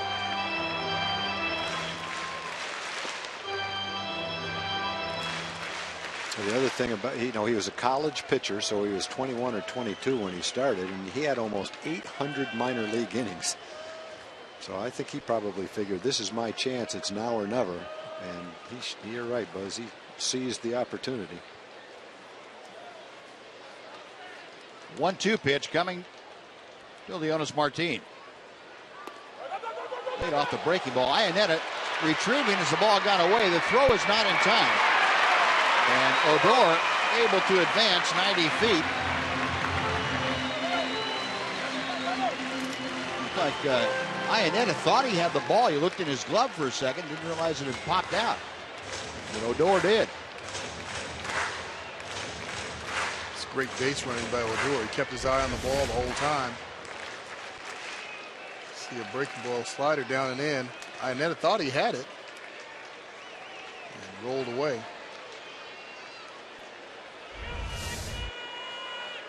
That's going to be ruled a wild pitch, although I think Iannetta would tell you that that's one he's got to come up with. But wild pitch gets Rougned Odor in scoring position, and Leonis Martin out as that wicked split-fingered fastball from Max Shoemaker just dives out of the strike zone. And before Shin-Soo Choo comes on, time for a Monster Game Break with Dana Larson. Dana? Buzz, you mentioned those undefeated Royals earlier. Here's how they moved to 7-0 on the season. Back and forth with the Twins early, then they scored 3 in the 6th. Lorenzo Cain with the double here. Mike Moustakas comes around third and scores on a Torrey Hunter error. They added 6 more in the 8th to open up this game and win 12-3. Buzz. Thank you, Dana. Well, speaking of being on a roll, what'd you tell me, Tom? They've got about 7 guys in that lineup that are hitting. Yeah, I'm looking at their batting averages. There's only 2 of them that aren't hitting. Infante, the second baseman, is off to a slow start, and Alex Gordon, I think, was hitting .063. Other than that, it was all 360, 410, 380. I think today they scored 12 runs, and 7 different guys had at least 1 RBI. Well, those Royals swept these Angels in Anaheim 3 straight. I think they read the Las Vegas forecast before the season started. Said we might win 74 games by the middle of August. A little bulletin board fodder, huh? Yeah. No balls and 2 strikes to Shin-Soo Choo. He's got Odor at second. 1 out here in the Ranger 5th inning. Choo is struck out and fly to right field this evening.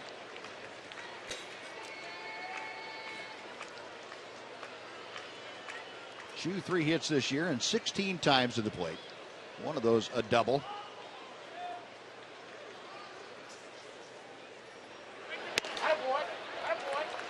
One and 2.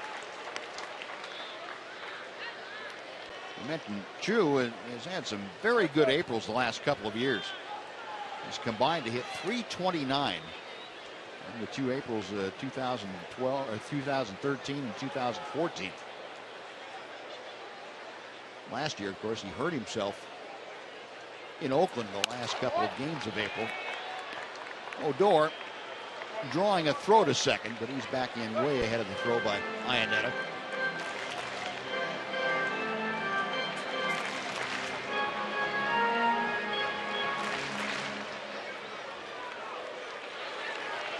Two balls, 2 strikes, the count to Choo.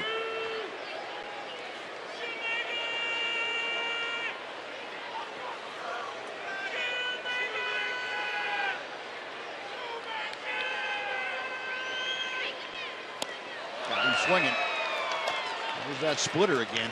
Boy, that is a wicked pitch. That is by far his best off-speed pitch. He uses it effectively. He had his share of strikeouts last year, too. 124 strikeouts in 136 innings. And I think you'd have to figure that this was probably the pitch that got most of his strikeouts. Definitely a strikeout pitch when he's ahead in the count. Oh, 2 gone. Here's Adrian Beltre, who has hit the ball right on the button twice tonight. He's 1 for 2, having singled to center field his first time up. Came around to score in that first inning. 1 ball, no strikes. Last time up, Beltre lined sharply to right field. Adrian playing traffic cop there. Telling Odor when that ball got away from Shoemaker, you stay right there. I'll drive you home. Don't you be running all over the place. Rougned very respectful of his elder. Said, okay.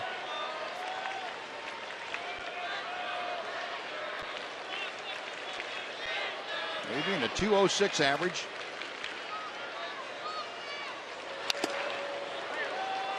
One ball, 1 strike.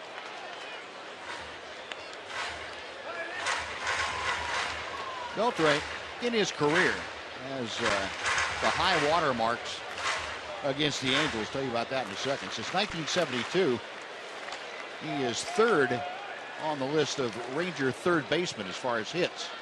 Buddy Bell with over 1,000. Hank Blaylock, 747. Then Adrian. Dean Palmer, Steve Buechele right after him.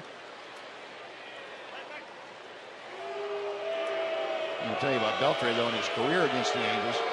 212 hits, 34 home runs, and 124 RBI.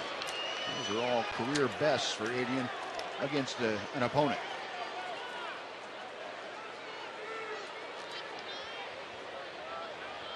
Shoemaker setting for the 1-1.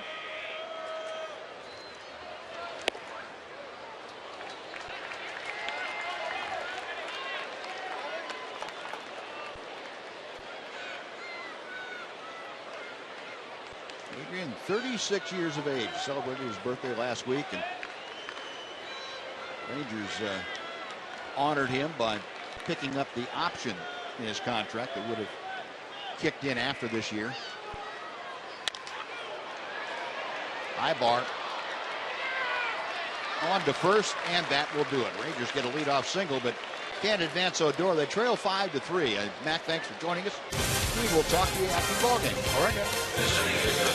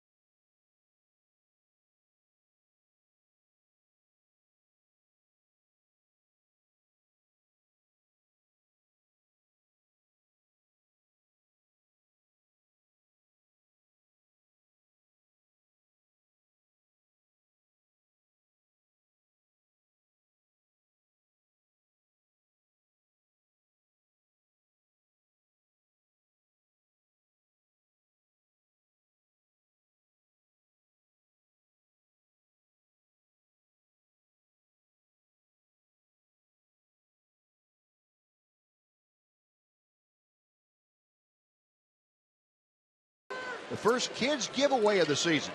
First 7,500 kids 13 and under will receive a U t-shirt courtesy of Scott's Miracle Grow.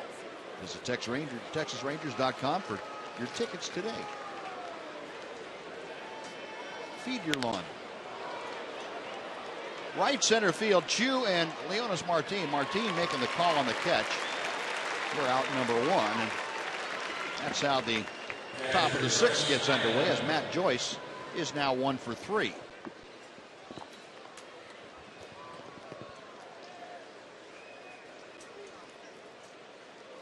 The newest Ranger reliever, that's Stolmy Pimentel.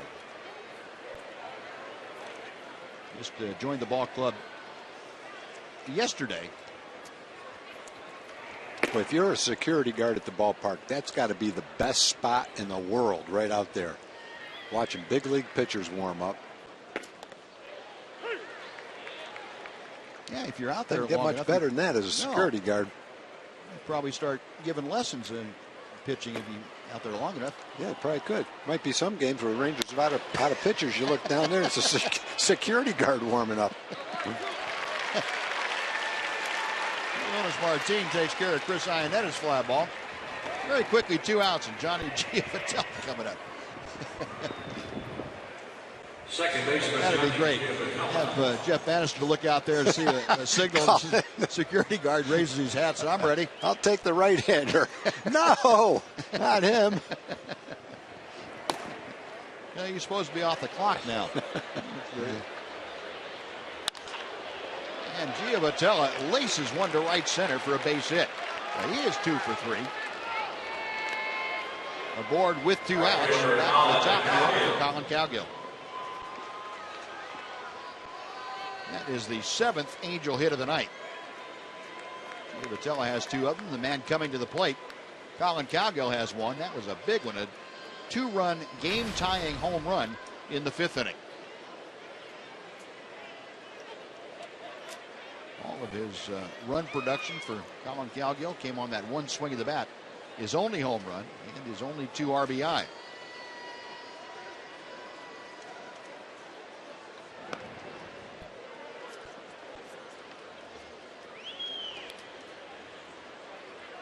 For Cowgill, that home run snapped an 0 for 5 streak in which he was in. Up there now with 1 on and 2 outs.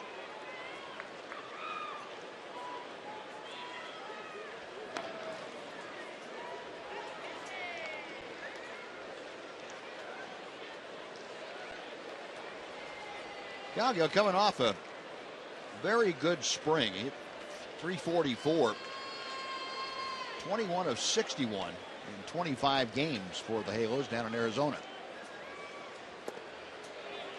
Big breaking ball, bends over for strike 1.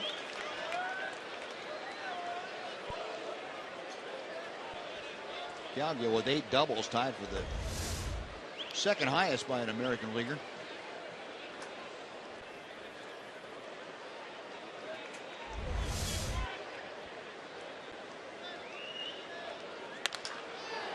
A looping drive to left center will settle in. The second's Giovanella. He will stop there. Back-to-back 2-out singles. 2 aboard for Mike Trout.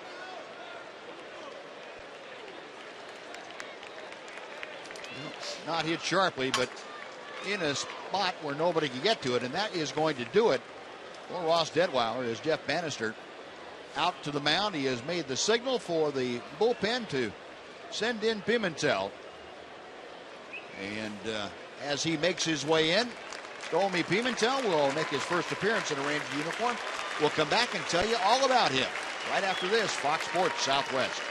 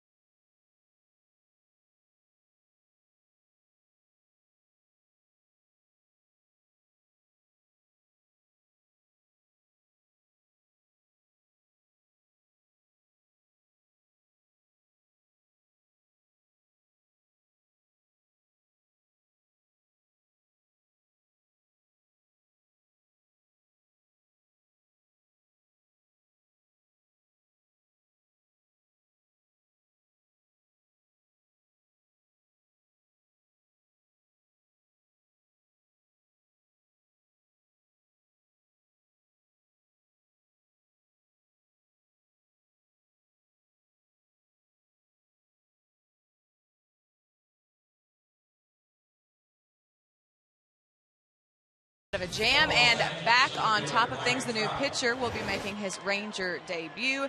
Stormy Pimentel, I'm going to make sure with Buzz that I said that correctly, picked up on a waiver claim from Pittsburgh, and obviously Jeff Bannister is familiar with him. Here is his approach headed into his Rangers debut. Every time I come to the ballpark, I feel excited. Sometimes I feel a little nervous too. But, you know, that for me, I think it's part of the game, you know, like the pressure, you know, the situation on the game, fans, you know. But I just try to be positive, to be, like, chill and relax, you know, and try to have fun and enjoy the game. You know. And I must say, I appreciate his honesty. He actually admits being a little bit nervous when he gets to the ballpark, a little excited, maybe even a little nervous. You don't hear guys say that all too often. And, Buzz, I got to ask, did I say the name right? You certainly did. You were perfect, Em. Score. One for me. Very, very good. Did your homework, and you remembered it, too. Nice going. Pimentel facing Mike Trout. And the first pitch fouled back. Pimentel acquired off waivers from the Pittsburgh Pirates. That's where Jeff Bannister was familiar with the right-hander. Pirates had designated Pimentel for assignment as they set their final 25-man roster back on the 5th of April. Pimentel in 9 appearances this spring with the Pirates. Bare hand, got to hurry, and throws not in time. Boy, Trout getting hot-footed down that line with the best of them. You just don't have any extra time. You have to pick it and throw it all at the same time. Almost every other right-hand hitter, except maybe Delino DeShields, you can take a little step and get him. He did it as quickly as he could as a big guy and fired it over there, but he can fly down the line. Boy, yeah, that looked like a routine play. Jeff Bannister out of the dugout. He's waiting for word from his bench coach, Steve Buechele, who would get word from upstairs. Joey Grabinski looking at the replays, and after he viewed all of the angles, we sent word down. No, we don't need to waste a challenge on that. So 3 consecutive 2-out hits. The bases are loaded for Albert Pujols. Pujols tonight 0 for 3, but he has made some noise up there. He had a couple of sky-high fly balls that he just got underneath. And a 2-hopper to Elvis. This should end the inning. On across the diamond. Well, Pimentel gets the job done. 3 hits in the inning, but bases left loaded. And we'll go to the bottom of the 6th. It remains Angels 5, Rangers 3 on Fox Sports Southwest.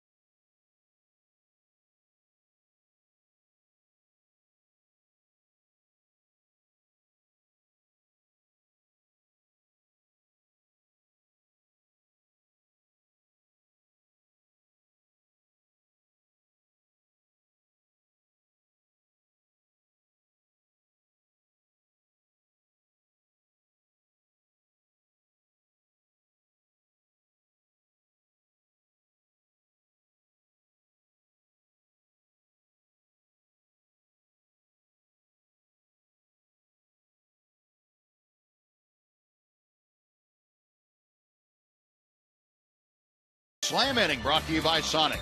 Tonight's jackpot is worth $800 and dinner for 2 at Sonic Drive-In. Tonight the Rangers are hitting for Craig Terry from Austin, Texas. And if a Ranger hits a grand slam this inning, Craig Terry from Austin will win $25,000. You can register at any participating Sonic restaurant. Prince fielder Mitch Moreland and Elvis Andrus, the first 3 Rangers scheduled to face Matt Shoemaker. 2 balls, no strikes. Prince, an RBI single and a run scored in the first inning. Last time up, he rolled out right down the first baseline to Albert Pujols. In and over, it looked like the splitter. 2 balls and a strike. Shoemaker, 78 pitches under his belt, 52 strikes, 26 balls. Now 3-1.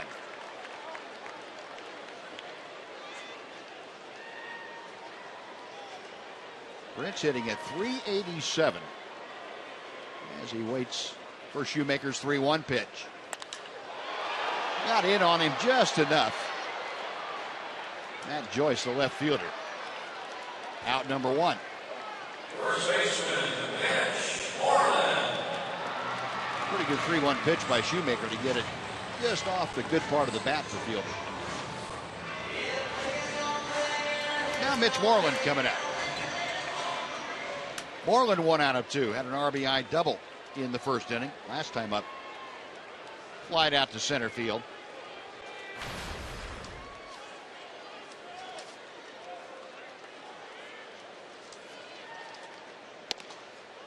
On the inside corner for strike 1. Moreland was out of action last year, the times that the Rangers faced Matt Shoemaker, so he didn't have any at-bats coming into this ball game against him. Well, the tough pitches right there. No balls, 2 strikes.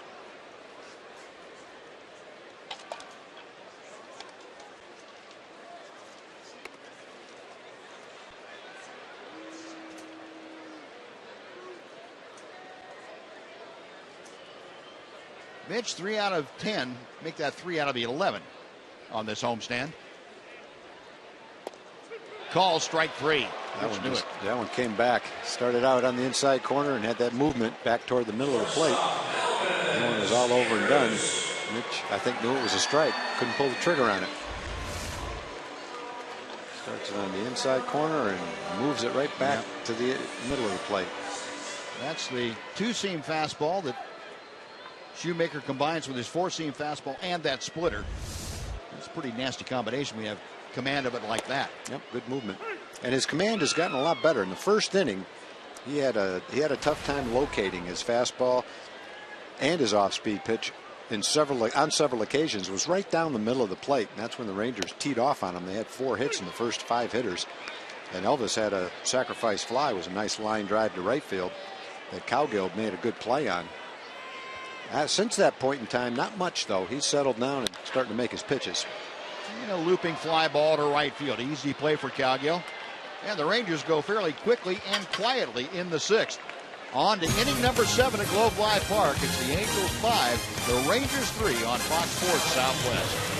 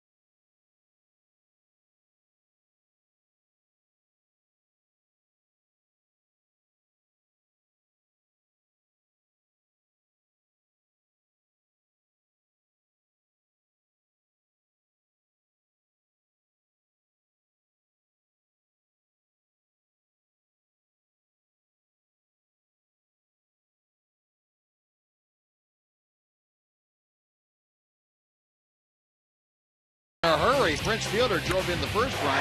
And Mitch Moreland banged a double in the first inning. Rangers put across 3 in that opening frame, but then the Angels came back. Colin Cowgill, a big 2-run home run to tie the ball game in the 5th inning. And David Freese going the other way with a 2-run blast. That put the Angels out in front. That's the score as it stands now at 5-3 Halos. As they come to bat in the 7th inning. Stolmy Pimentel, who came in to get the final out of that 6th inning, getting ready to go to work here in the 7th. And the first pitch to David Freese is over his head. Now, Pimentel has faced Freese before. He's the only one in this lineup that he has faced. Jeez. And he just wanted to renew acquaintances. You know, the book on Pimentel is he's got a very live arm, big arm. I think if you ask David Freese right now, he'd second that. Yeah, it's very live and not always accurate. Just glad that was as high as it was, so David was able to duck underneath it. Fouled back. And the count moves to 1-2. Pimentel, 25-year-old, turned 25 in February of this year.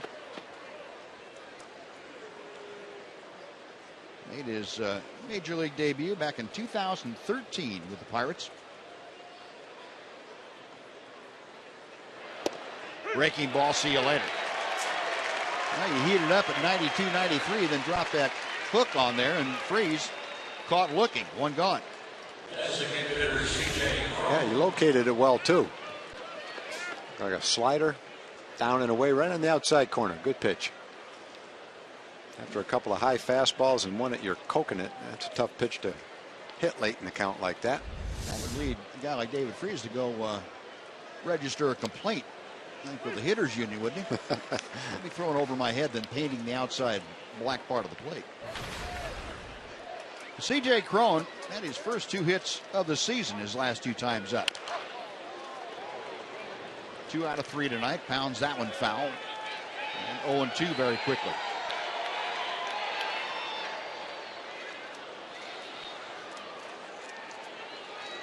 Cron now 2 for 16 this season.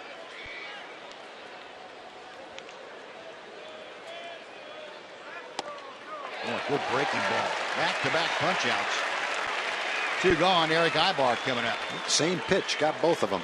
Hard, either cut fastball or a slider, whatever you want to call it. Down and away. This one's probably in almost the exact same spot, maybe a little farther outside than the strikeout pitch to Freese. That one might have been a ball. Located just where you want it with a couple of strikes on the hitter, though. No, 2 gone, bases empty. Eric Ibar turns around to bat from the left side for the first time tonight. He's back and a play for strike 1.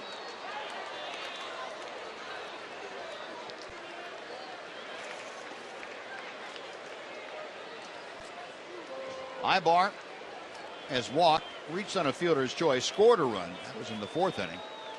And last inning, make that the 5th inning. He flied to right field. Down on the count here, no balls, 2 strikes. Well, Ibar now has reached base safely in 6 of his first 7 games this year, either by a hit or a walk.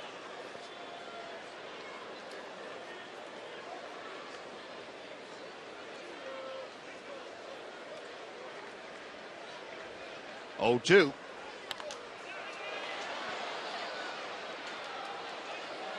Ibar continuing a trend this year that he's had pretty much his entire career, a better average as a left-handed batter or against right-handed pitching. 290 this year against right-handed hitters, right-handed pitchers. 248 against left-handed. 1 ball and 2 strikes.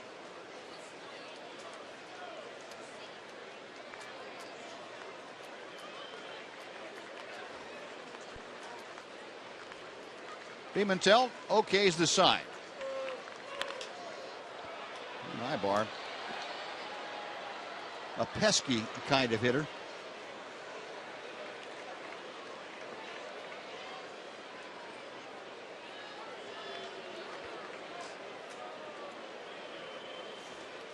Angels 5 runs on 9 hits tonight. Rangers 3 runs on 6 hits.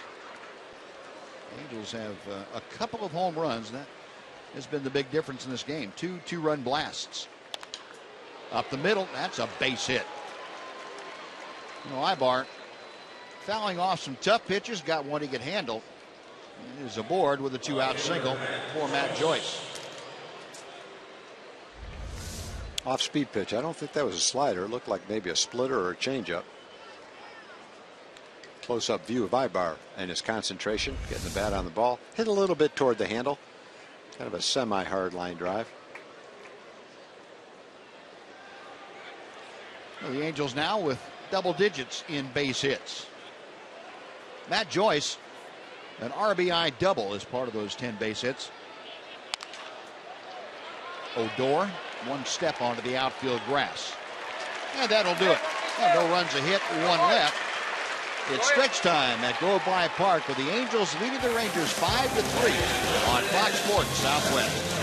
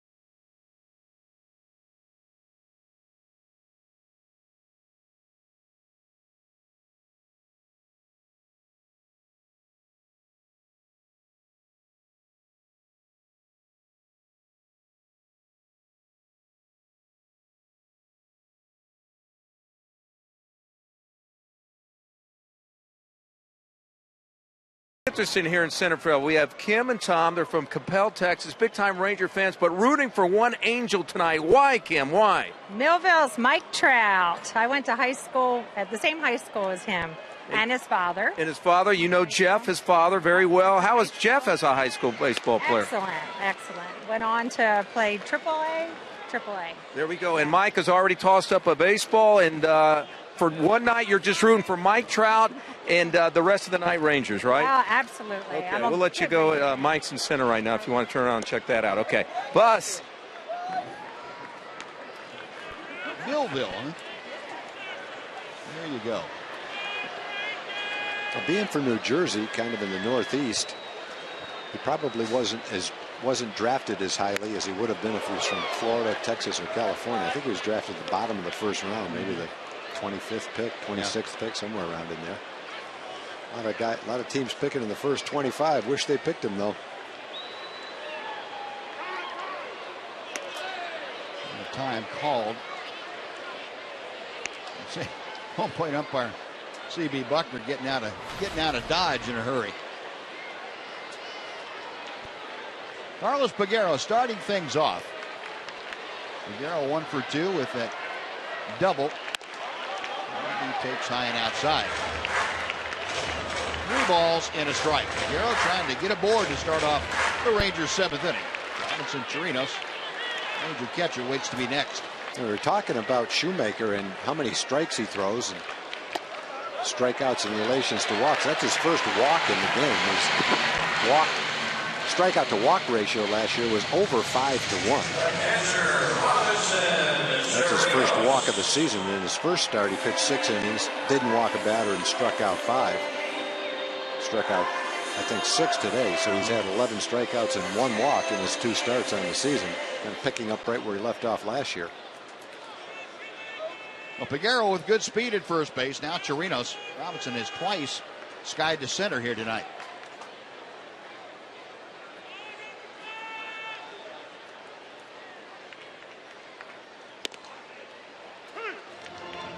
One strike, the count.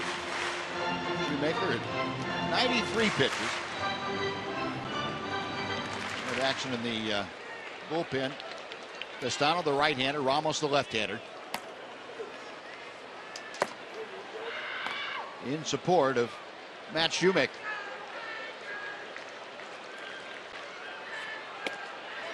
And that one darts into the inside corner. 0-2 to Chirinos. Robinson turning around questioning C.B. Buckner and just shaking his head.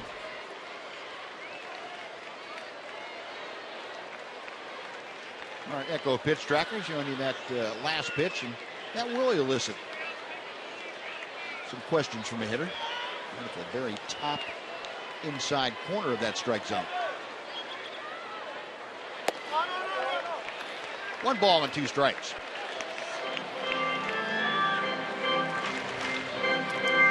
Reno's 1 hit and 12 at bats so far this year. Rangers have been limited to 6 hits as a team tonight. It has been an every other game problem, it seems like, for the ball club offensively. Got him swinging. Shoemaker with his 7th strikeout of the night. He went upstairs to that fastball. And that is going to be the last pitch thrown by Matt Shoemaker tonight as he gets Chirinos on the fastball. So Mike Scioscia out of the Angel dugout. He wants the left-hander Ramos to come in and face Odor and Leonis Martin and Shin-Soo Choo, the left-handed hitters, in a row for the Rangers.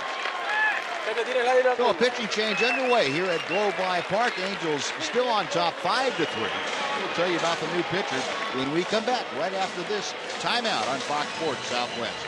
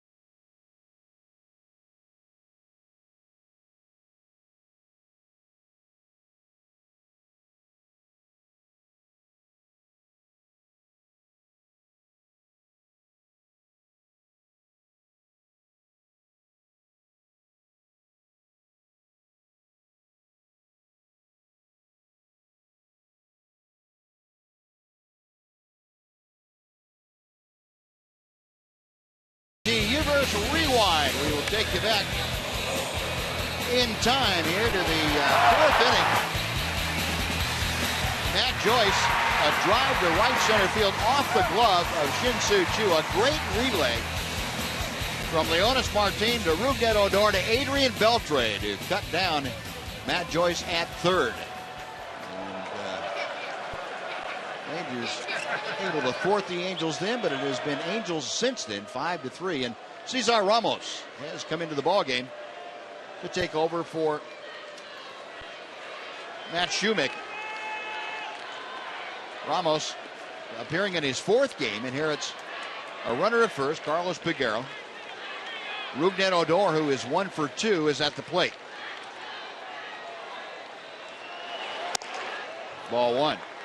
Ramos, who worked for the last 4 years down in Tampa Bay with the Rays, left-handed specialist, and he has been tough against left-handers over the years. A 30-year-old Southern California native. Grew up in the Los Angeles area. This is low and outside. It's 2 balls and no strikes. Well, this is a spot in the lineup where if you've got left-handers at this stage of the game, your starter's thrown 90 pitches, maybe getting a little tired, where you would go to use one of them. At this stage of the game, the Rangers have 3 left-hand hitters, Odor, Martin, and Chu, all coming up.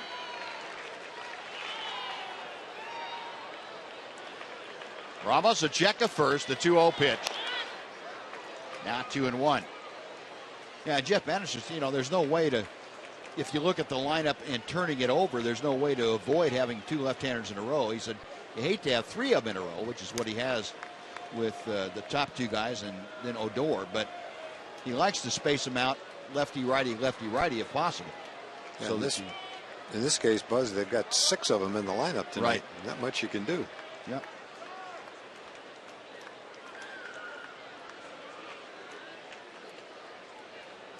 Rangers have right-handed hitters on the bench. Delino DeShields, Adam Rosales, Jake Smolinski, and you also have the switch hitter Carlos Corporan. 2-1 the count to Odor. Cesar Ramos working to it.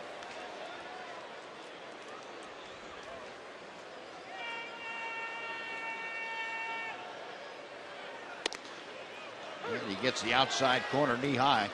It is 2-2. Ramos, originally a property of San Diego Padres organization. He was drafted in the 2005 draft, the 35th overall pick. Compensation pick in the first round. Came out of a player-rich environment at Long Beach State. There goes Peguero, and the pitch is fouled away.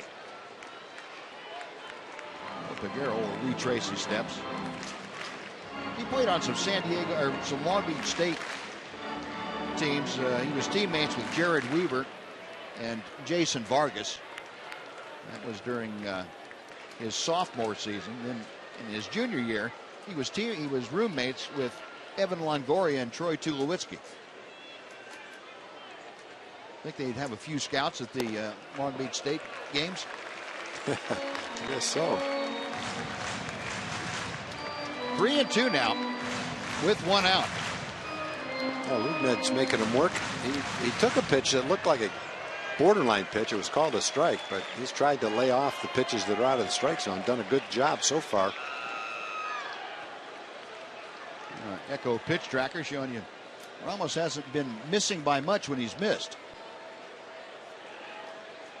Now the count has gone full with 1 out. There goes Peguero, and the pitch is hammered foul.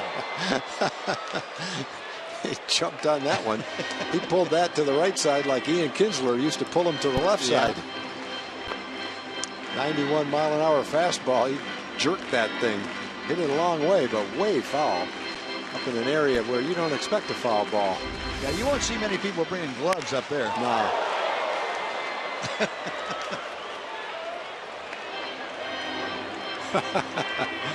Jackpot. And they've got Peguero picked off. The throw by Pujols, it's too late. Peguero just simply outran the throw from Pujols, who had to spin around to try and make a throw to Ibar. Well, that'll be a stolen base for Carlos Peguero. A little bit of a break there. Generally, you get picked off, you're thrown out at second. Pujols had a spin around. The throw is low and bounces. Ibar has to raise his glove to catch the hop. So as the ball comes up, his glove comes up, and Carlos slides underneath the tag. Good call at second base by Dale Scott. Now a chance for Odor. Get the Rangers a run closer with a base hit. Call strike 3. C.B. Buckner rang him up, and boy, all around the perimeter of that strike zone. Ramos got the important call. Well, Ramos just was aiming for that outside corner, down and away, almost every pitch to Rougned. That's a tough pitch. It looked like, yeah, it was. Looked like it was a little outside. Could have been a little outside. It was as far outside as any of the other pitches that were called balls. Now Iannetta talking to Ramos. And we'll get a visit here from Mike Butcher, the pitching coach, too. That's a tough at-bat for Rougned because, you know, the one thing he's a free swinger. And so I'm sure he's concentrating on trying to get a good pitch, don't help the pitcher out. And he went up there and he took some tough pitches. One was called a strike that was a borderline pitch. Then the last one, he looked at it, and according to our rectangle, it was well out of the strike zone, a couple inches out of the strike zone, but Ramos still got the call.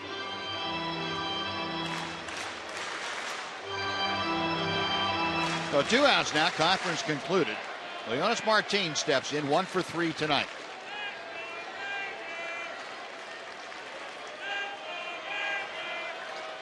Figueroa getting his lead at the bottom of your screen.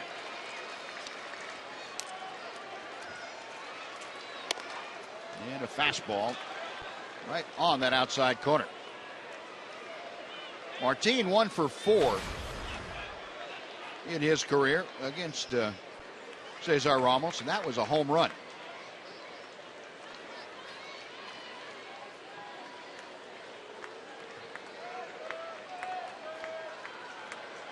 The 0-1 offering.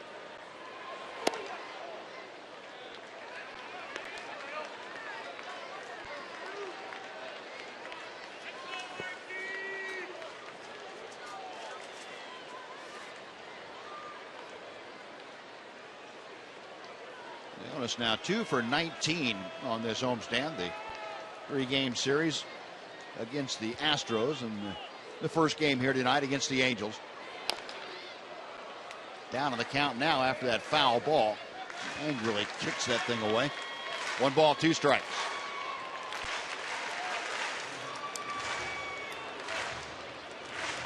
Ramos taking over for Matt Shoemaker, who went 6 1/3, gave up 6 hits, 1 walk, 7 strikeouts.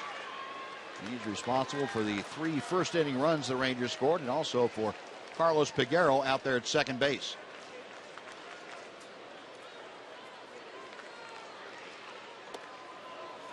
Good job by Martin to lay off that breaking ball. It's 2-2.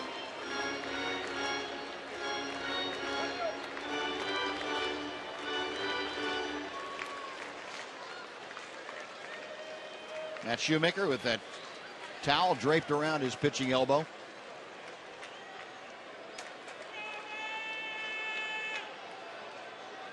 Ramos ready to work.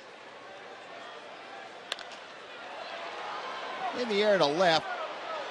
Long run in for Joyce, but plenty of time to get there. And just in fair territory, he puts it away. Ramos gets the job done for the Angels. The Rangers strand a runner on the walk. After 7 completed remains, the Angels 5 and the Rangers 3.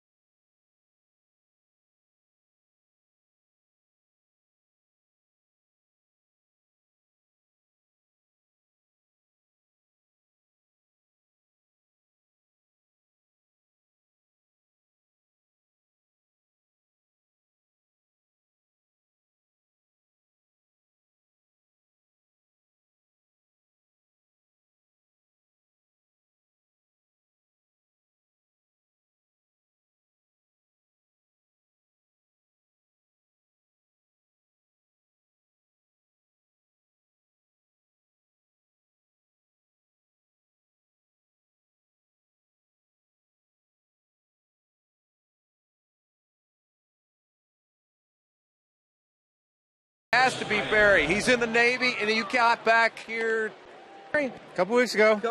And you leave now where to? Going to Okinawa on May 8th. May 8th, and this is kind of like a going away party, right? Welcome home and going away. This all our family and friends are here to cheer them on. There we go. Yeah. That's Barry's mom. She put it all together. But Barry, congratulations and thank you for everything you do. Progressive fan of the game. Best of luck and continued success. Anything else you'd like to say? Go Rangers. There we go. All right, Barry.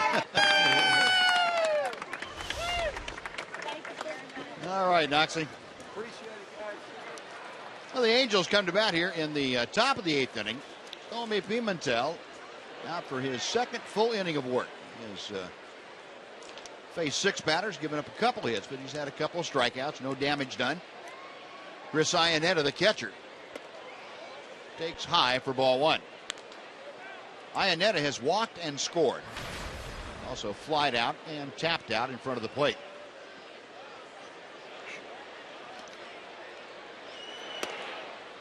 Two balls and no strikes.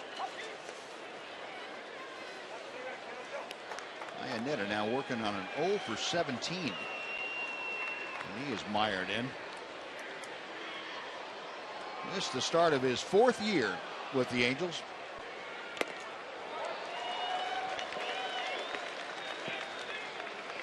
Angels decided to go away from Jeff Mathis and Mike Napoli 4 years ago. Brought Iannetta in based on his reputation with Colorado as a very good handler of a pitching staff. Mike Scioscia values that part of catching very highly. He wants a guy back there that can manage a game and is good defensively. Iannetta fulfills that. 3-1 pitch is skied to shallow center. Leonis Martin will handle it. One gone. And while we have time, let's check in with Dana Larson with the Mazda game break. Buzz, thanks. The Astros left here and went home to Houston, and the A's came to town.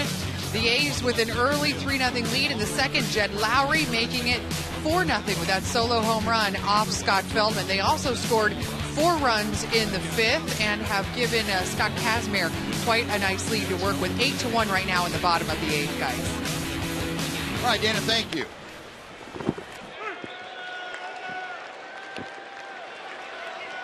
Johnny Giavotella with 1 out, bases empty, facing Tommy Pimentel. Giavotella, a 2-hit night. He's 2 for 3. 1 ball and 1 strike. Giavotella made the club out of spring training. He hit .321 in the spring. Played in 26 ball games down in Arizona for the Angels. Well, Stonby's come in and thrown a lot of strikes. Thrown 25 pitches, 19 strikes, 6 balls. And he's had pretty good command of the slider that he's thrown. Both of his strikeouts came with that slider to right-hand hitters. Down and away. 2-2. Jeff Bannister said he had electric stuff when he got it going, and you can see flashes of that here tonight. It's been pretty impressive. Pimentel, one of those guys that obviously, since he's working in his second full inning, can give you multiple innings out of the bullpen. Leonis Martin backing up a step or 2 to his left. 2 gone.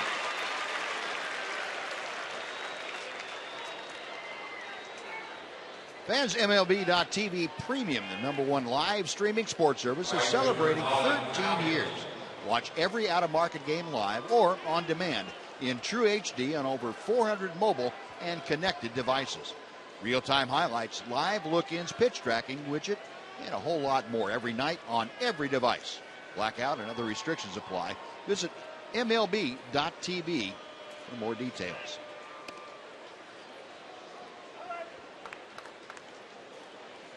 The #1 man in the Angels order, Colin Cowgill. A good night, 2 for 4. A 2-run home run that tied the ball game in the 5th. Also singled in the 6th inning. Look out. Pimentel Looked like an off-speed pitch. They got away from him. Colin Cowgill wasn't hanging around to see what the speed of it was. Yeah, he's upset because the ball was coming at his head, but that's not a fastball. That's just a hanging slider. But as a hitter, you get the ball coming up there, makes you a little nervous, make you a little upset, even though there's no intent. If you're going to throw one up and in on purpose, you're probably not going to throw a slider. No, probably not. Unless you want to disguise it, I guess. I think most times pitchers do that. They're not afraid to let you know that's what they're wanting to do. Yeah, that's probably true. Probably true. You don't need an interpreter for most of those.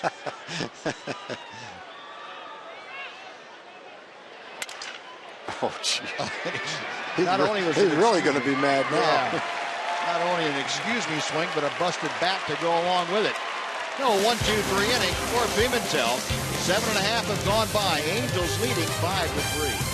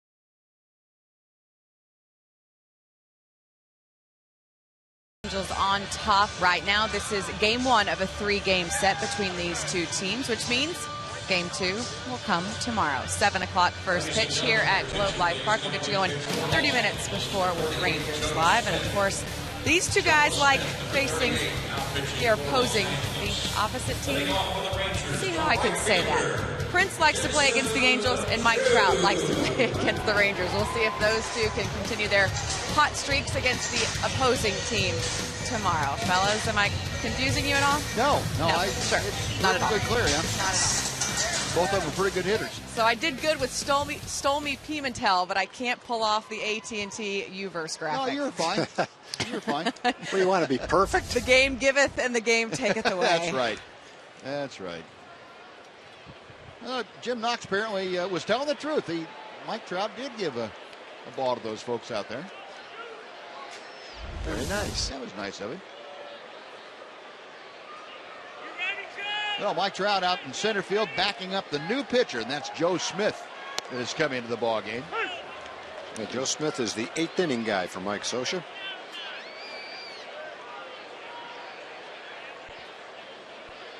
Smith in his 3rd game this year. He was signed before last season by the Angels to come in here and shore up that bullpen. They found themselves in a real tough spot. And they revamped their bullpen, and Joe Smith was one of the keys to revamping that pen. He came over from Cleveland.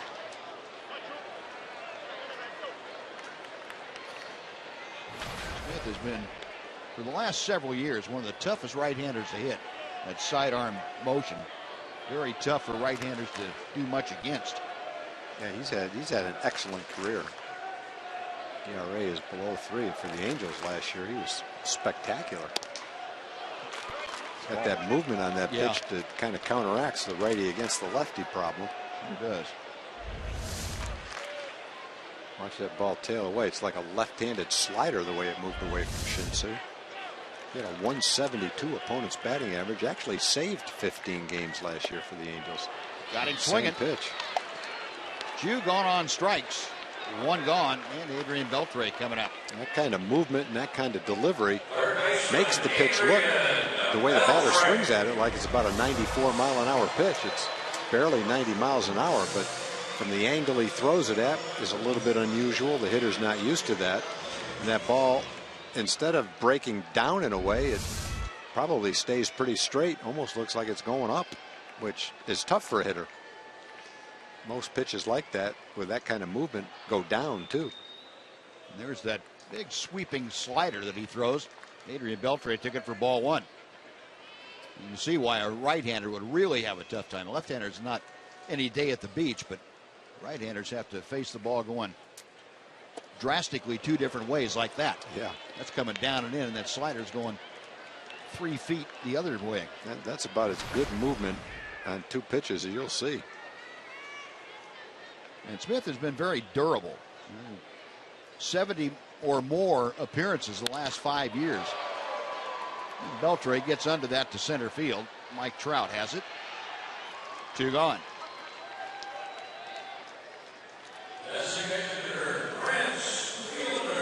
Joe Smith, if you go back over the last 5 years, since 2010, his batting average against is 208. That is the second lowest in baseball.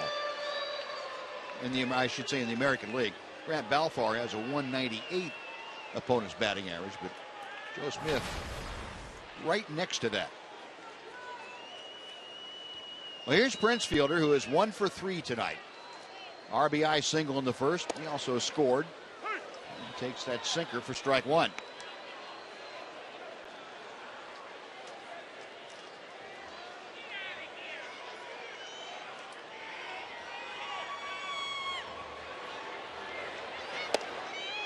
Smith throws that backdoor hook to the left-hander. 0-2.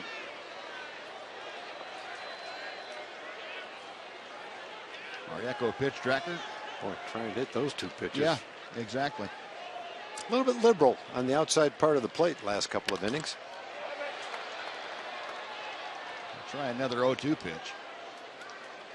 Yeah, I think that's a pretty good pretty good lesson. So Prince has to go out of the strike zone a little bit. But if you're able to locate the ball the way that Ramos and Smith have been able to, you're going to get more calls that are just off the plate. Umpires get used to seeing the ball out there, and they'll give you a little bit extra. Definitely seems that way tonight. Almost all those pitches to Rougned Odor, every one of them except one of them was down and away. Yeah.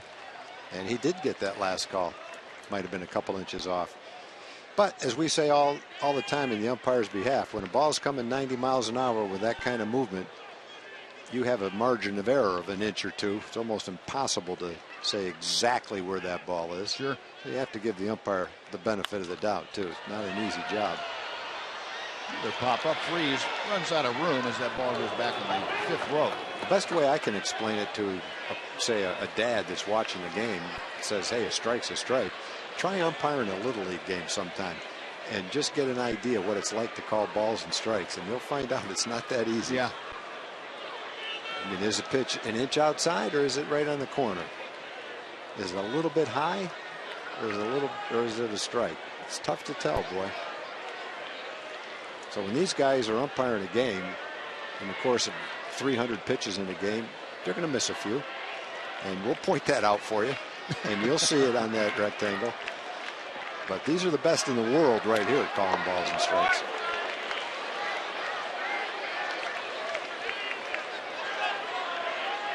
Yeah, and you haven't seen too many hitters or pitchers questioning Buckner tonight. I mean, that's how I can tell, how I judge it. If the guy's having a good game behind the plate, if guys aren't yelling at him from both sides. I guess that's what an umpire would agree with you. If no one notices me, I must have done a good job. Yeah. We had a game, who was it, Bill Miller behind the plate that was calling that low strike? Yeah. I mean, he was just about perfect calling that pitch. We couldn't even find fault with him looking at the rectangle pitch after pitch after pitch. If it was a little bit low, he called it low. If it was on the corner, he hit the nail on the head. Yeah, and that technology that with our Echo Pitch Tracker, the Fox Track, is what the umpires use now to evaluate the kind of game they're calling. Well, they'll look at this after the game, the same technology, and you know, they're very well aware of how it reads out. It's a very true assessment of the kind of game they call. Yeah. That's how they're evaluated. 2-2 to Prince. But I would think Joe Smith would be a tough guy to umpire for. He's keeping the ball down, and he's got the movement on his slider, and then he's got the movement on his sinker. It goes down, it goes away. Broken bat looper into right center. That's down for a base hit. The fielder kept getting pitches away and fouling them away. Finally got one inside, even though he busted his bat. Gets a 2-out base hit, and he'll bring up Mitch Moreland. Well, there's a case of battling a guy with. He's got good stuff tonight. And this time he runs that slider in on Prince's fist, but he's so strong he's able to fight it off. I don't know if he broke his bat or not, but it hit right off the handle. And he still muscled it over second base and into right field for a base hit. And we're going to have a pinch runner at first. Delino DeShields has come on to pinch run for Prince fielder. Mitch Moreland takes ball one, low and inside. Mitch, 1 for 3 tonight, had an RBI double in the first.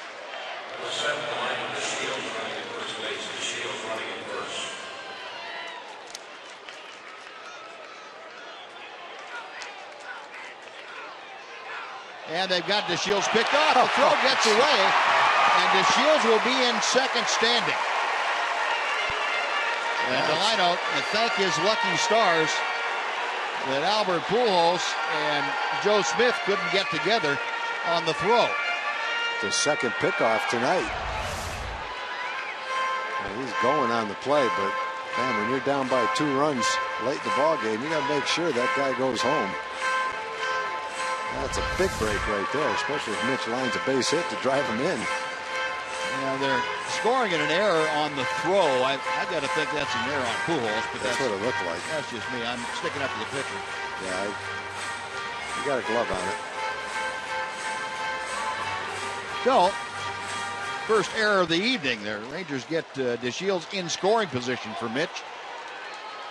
1 ball, no strikes the count. Might have had some pretty good movement on the pickoff throw, too. Could have.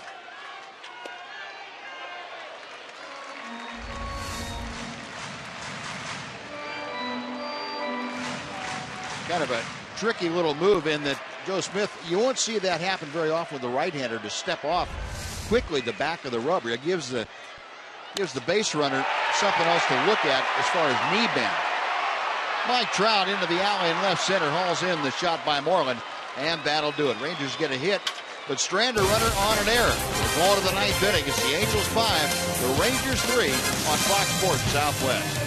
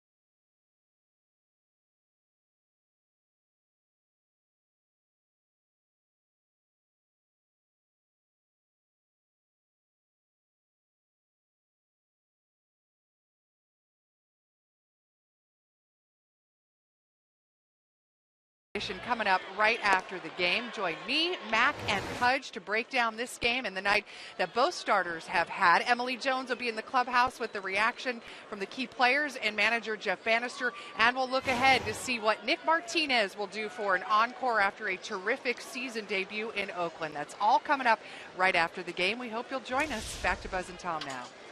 All right, Dana, thank you. Well, we head to the top of the ninth inning. Stolmy Pimentel is on the hill. He's starting his third full inning of work. He has done yeoman duty out here tonight.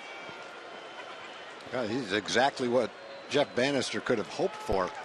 After Ross went 5 2/3, he was hoping that Stolmy could go, I'm sure, 2 1/3, let alone 3 1/3 if he gets through the ninth inning, so that no one else in the bullpen has to throw. Jeff was talking before the ball game about Pimentel was the only one left that was available in the bullpen yesterday. He said that if that ball game had gone any longer, it would have been Pimentel coming into the ball game. But fortunately, he was left for today. Anthony Bass, who came in the day that Holland was hurt and worked 5 innings in that game, was available tonight, but is a possible candidate to start in Derek's place on Wednesday. There's a base hit by Trout through the left side. And second hit for the Angels center fielder. This is a leadoff shot in the ninth inning. So Trout is 2 for 4. One thing Stolmy has done in this game is keep his pitch count down pretty well by throwing a lot of strikes. Thrown 33 pitches, 24 strikes, and only 9 balls.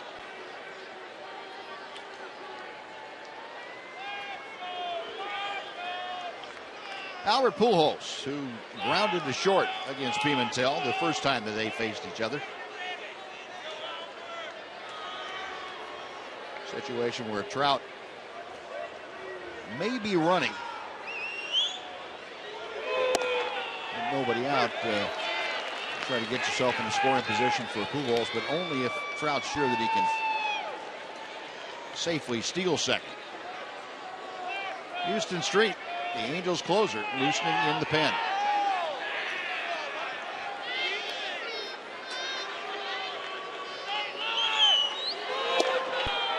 One ball and 1 strike to Pujols.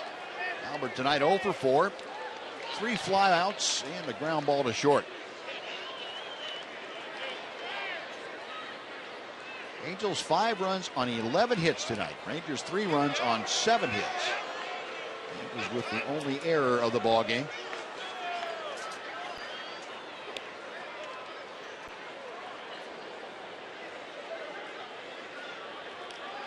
Stolmy Pimentel, the 25-year-old right-hander, just acquired by the Rangers on a waiver deal from the Pittsburgh Pirates.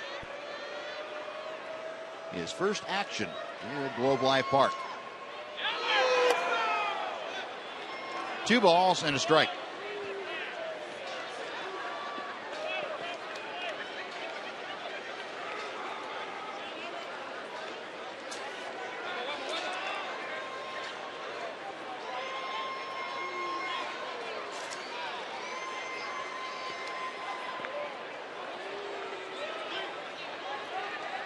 Now the right-hander ready once again.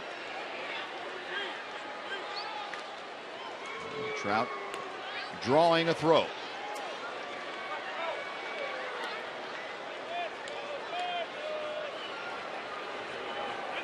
Mentioned Albert Pujols. As you see, Roman Mendez getting loose in that Ranger bullpen.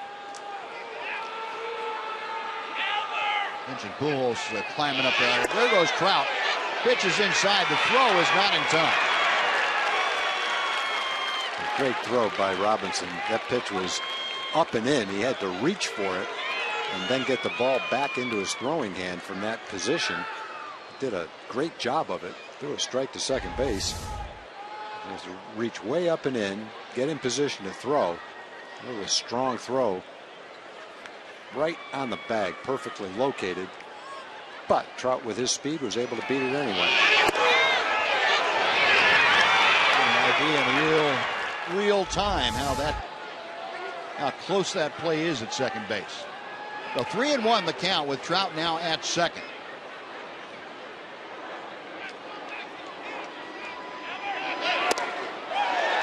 Good sinking fastball from Pimentel, and it's 3-2.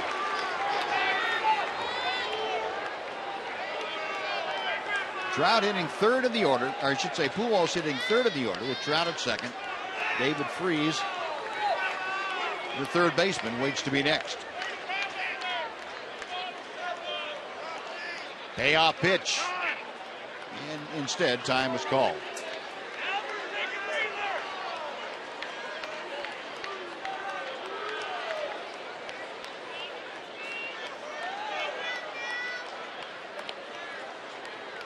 Now Pimentel is ready. Inside, ball 4.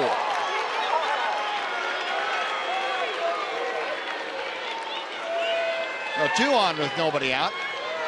And Jeff Bannister on his way to the mound. That's 39 pitches for Pimentel. And remember, the Pimentel hasn't really had a lot of work, either bullpens or anything like that, since he was designated for assignment by the Pirates. Jeff Bannister probably feeling that's about as far as I can reasonably go with the right-hander here tonight. There's Mendez in the Ranger bullpen that looks to be ready. And the call is sent out to bring in Roman Mendez. So, Stormy Pimentel, a very good first outing.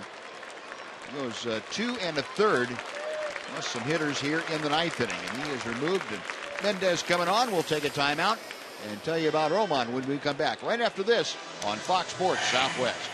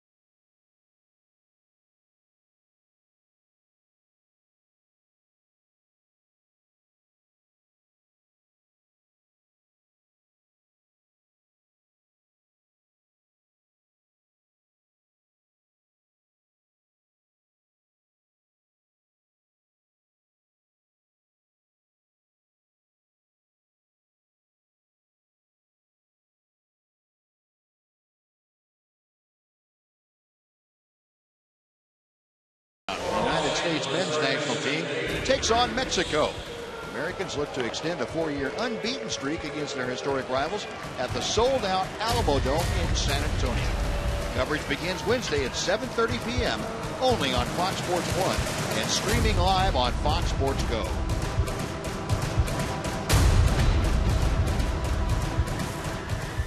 Roman Mendez, 6'3" right-hander, on now to inherit a couple of runners at first and second. Nobody out. David Freese is the hitter. Mendez appearing in his 5th ball game, his 4th ball game in 5 nights or 5 days. He has been used a lot, as has everybody else in the bullpen, just because of the way things have fallen since Derek Holland's injury on Friday. Mendez worked in yesterday's ball game, came on for 2/3 of an inning, gave up an intentional walk, then a double play grounder, ended things very quickly.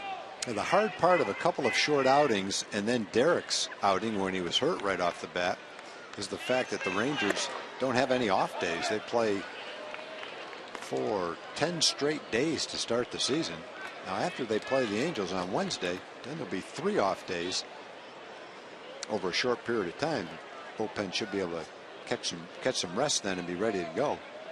They're ready to go right now. They've just been used a lot. 2 balls and no strikes, the count to Freeze.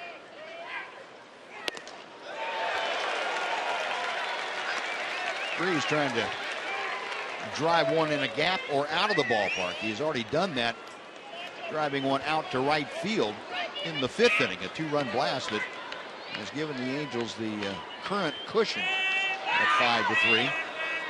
Got Trout at second, Pujols at first. Mendez with the 2-1 pitch.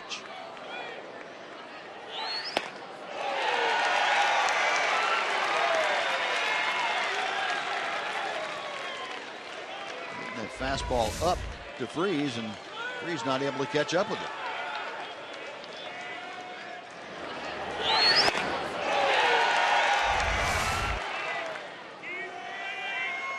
Pujols the lead away from first, keeping an eye on Trout, who's at second.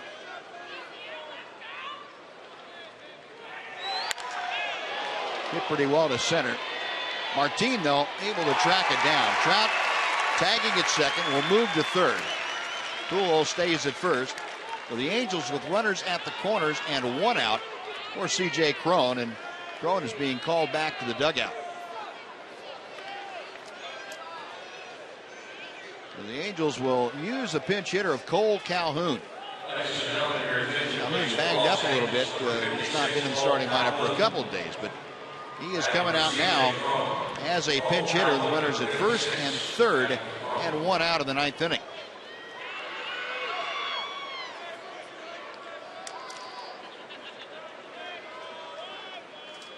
Mike Maddox out to the mound to make sure the scouting report is refreshed in everybody's mind on Calhoun.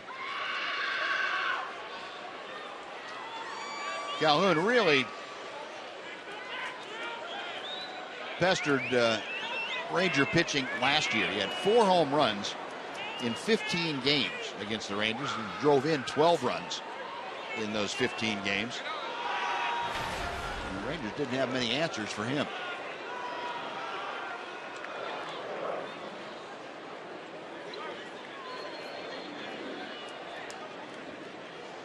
So Calhoun will step in, 0 for 3 in his career against Roman Mendez. And Chirinos looking into the dugout to see what defensive signs he needs to give the infielders. Just in case there's a double steal, what they're going to do on different defensive plays.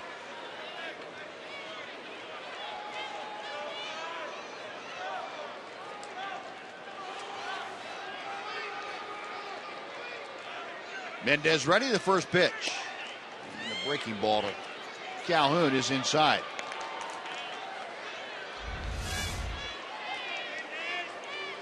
Or a splitter, I guess that was.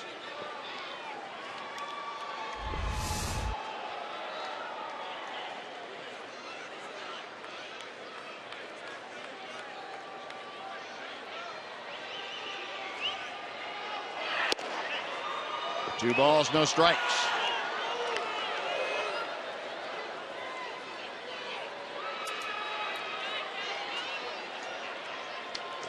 Calhoun, Ranger fans will remember, a very short stroke. He raced a few balls into that right field corner last year against Ranger pitching.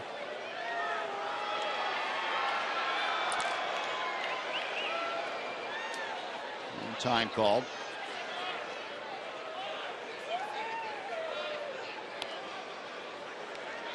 Calhoun last year with the Angels, 127 games, hit .272.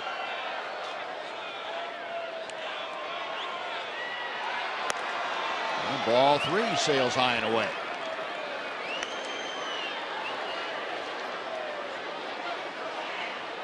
Calhoun checking with Gary DiSarcina, the third base coach, to see if there's a potential for a green light here for him to swing on 3-0. Calhoun the pinch hitter. Got Trout at third, Pujols at first. And he has that green light, lines one to right. That is down for a hit. Trout will score. Pujols around second, headed for third, and he is in. And Calhoun on a 3-0 pitch gets a pinch hit RBI single. And the Angels expand their lead to 6-3. Well, you're right, Buzz. Calhoun seems to swing the bat great against the Rangers, and we saw that same hit several times last year. He had a 3-0 count. He's looking fastball all the way. You have that luxury in that count. He gets one right down the middle of the plate and lines it sharply into right field. So he comes off the bench, been sitting on the bench for 2.5 hours, comes up, sees 3 pitches, takes 1 swing, gets an RBI, and that's it for his night.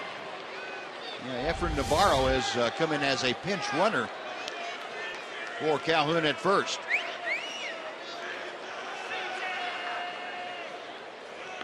And Navarro immediately draws a throw from Mendez. Meanwhile, Eric Ibar is 1 for 3 tonight, is at the plate.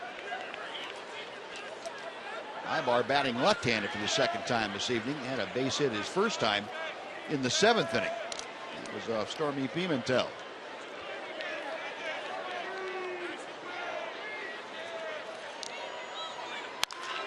And Ibar lofts a fly to shallow right. Long run in for Chu. Still coming in. Makes the catch. Pujols tags at third. He bluffs a move to the plate. And Chu fires a one-hop strike to Robinson Chirinos. Well, Shin-Soo didn't think the fielder was going to go, but he wasn't taking any chances. He fired what would have a throw that would have had Albert by 10 feet at home plate if he chose to go. Catches him on the run. Sees the bluff. And look at that throw.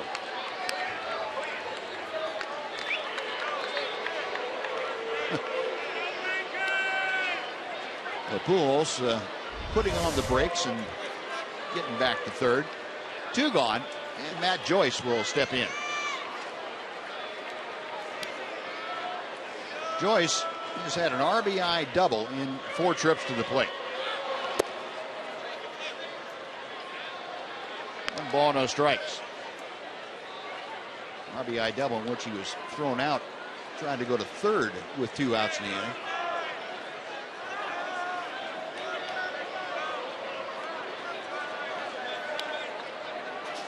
Navarro at first, Pujols over at third. 1 ball, 1 strike.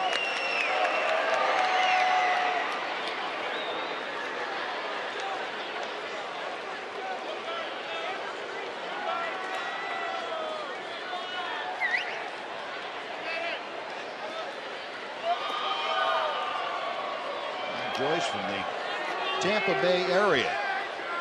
Played for the Rays, now with the Angels. Excuse me, blooper out to Adrian Beltre, and that'll do it. Well, Mendez comes in and gets the final 3 outs of the inning, but Angels score a run. We go to the bottom of the 9th. Angels now lead at 6-3.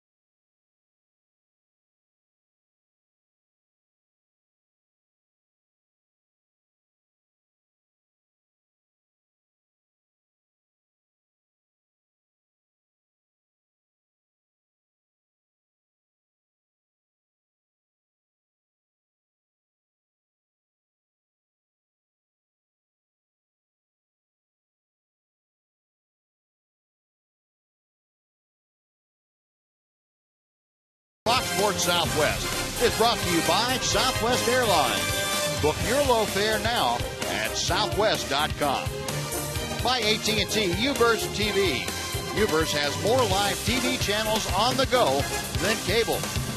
And by your Texas Ford dealer. The EcoBoost Challenge is on at your Texas Ford dealer. Get to your best in Texas Ford dealer today. A crowd of 18,401 on hand here tonight. Seen their hometown Rangers fall behind now 6-3 as we head to the bottom of the ninth inning. And the Angel closer, Houston Street, is on.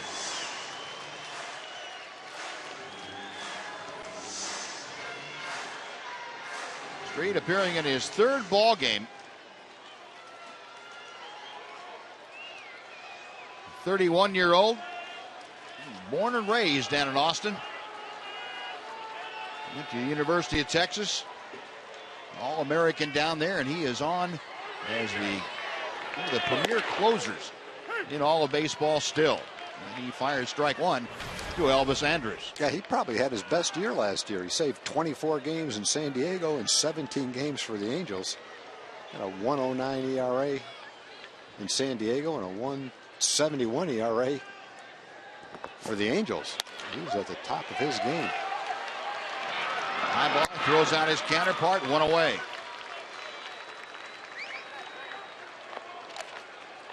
Well, Street may not throw as hard as he did, say, with Oakland, but he is still every bit as effective. A very intelligent closer, and it's by on more than just guile. He has a lot of guile, but still got some pretty good stuff to work with. Throws a few more sliders now than he did. Working here to Carlos Peguero, who is 1 for 2. Houston Street's also figured out how to make the ball move a little bit differently when he wants to. Peguero's hit came back in the fourth inning and a double. He's also walked. Takes the pitch low. 1 ball and 1 strike.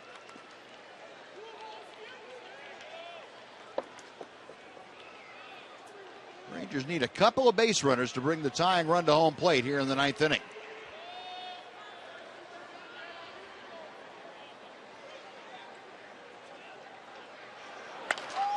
That's out of play to the left. And the count moves to a ball and 2 strikes. And nowadays, Buzz, pitchers have, correct me if I'm wrong, but very little movement as they get ready to throw the ball. They don't have big leg kicks. They don't bring their hands way over their head. Yeah. Street probably moves around as much before he throws as any pitcher in the league, doesn't he? He does. He does. Most guys have gone for an economical type of delivery, where fewer moving parts. They just barely move 1 foot back and kind of go from there. And matter of fact, you're going to see more and more starters even throw from the stretch like Lee Darvish does, in an effort to be more consistent. And that's what it's all about, is trying to have a more consistent motion. 2-2 the count to Peguero.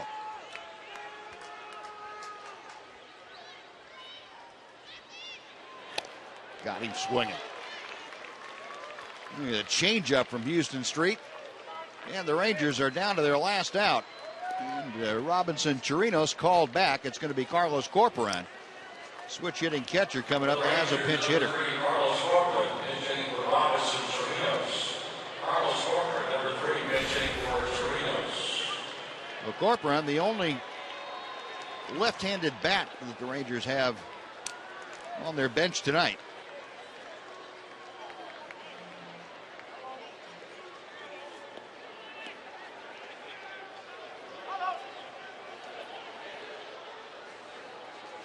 Corporan, a .273 average as he faces Houston Street.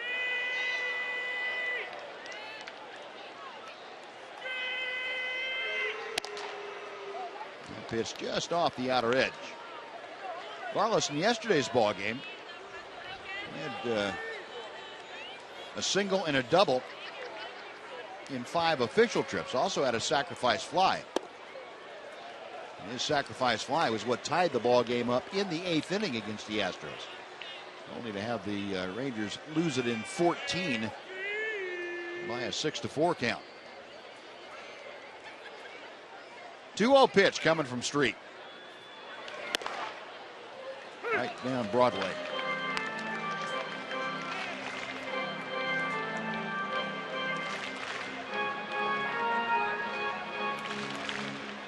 Corcoran 3 hits in 11 at-bats this year.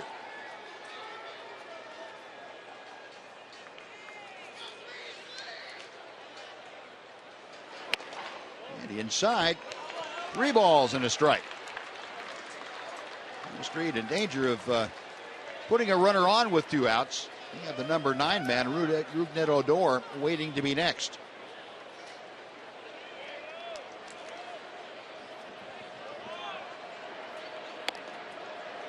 And we'll go to a full count.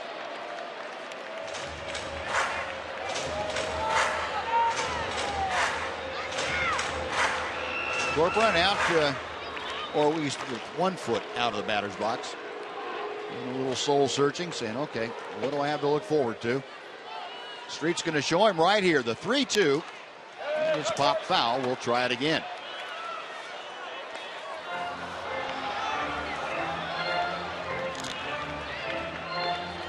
And again, right back here tomorrow night, a 7 o'clock game. Nick Martinez and Drew Rucinski. Principals in that ball game Wednesday afternoon, a 1 o'clock start. The finale of this 3-game set. Another foul ball. Corcoran making it tough on Street.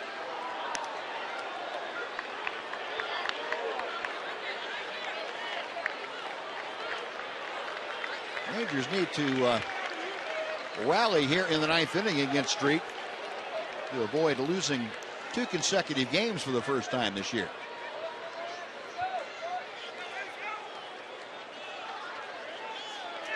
Another 3-2. The Street's fastball now is 86 to 88 miles an hour, which you wouldn't expect from a closer, but with his deception in his delivery, the changeup that he throws, the slider, the fact that he has the confidence and knows how to go out and save a ball game, still makes him top-notch closer. Pitches all over the strike zone. Our Echo pitch tracker showing you that, yeah, Street can not only vary what he throws, but where he throws it. And another foul ball.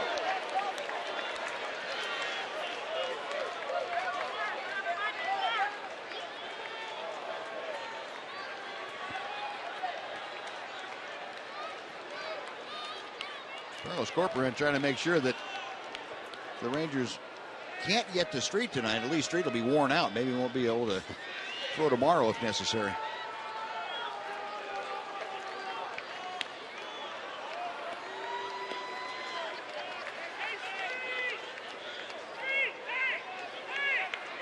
Everybody going to back off and reset after that. Carlos in, Street on top. Another 3-2 pitch. Got him swinging. Street came up and in, and Houston Street with the save, a 2-strikeout, perfect 9th inning, and the Rangers go down to defeat 6-3 the final tonight, as the Angels able to use a 4-run 5th inning. Added single runs in the 4th and in the 9th. Rangers got 3 in the 1st and couldn't add on anymore. Dana and Mark and Pudge will be back to wrap things up right after this on Fox Sports Southwest.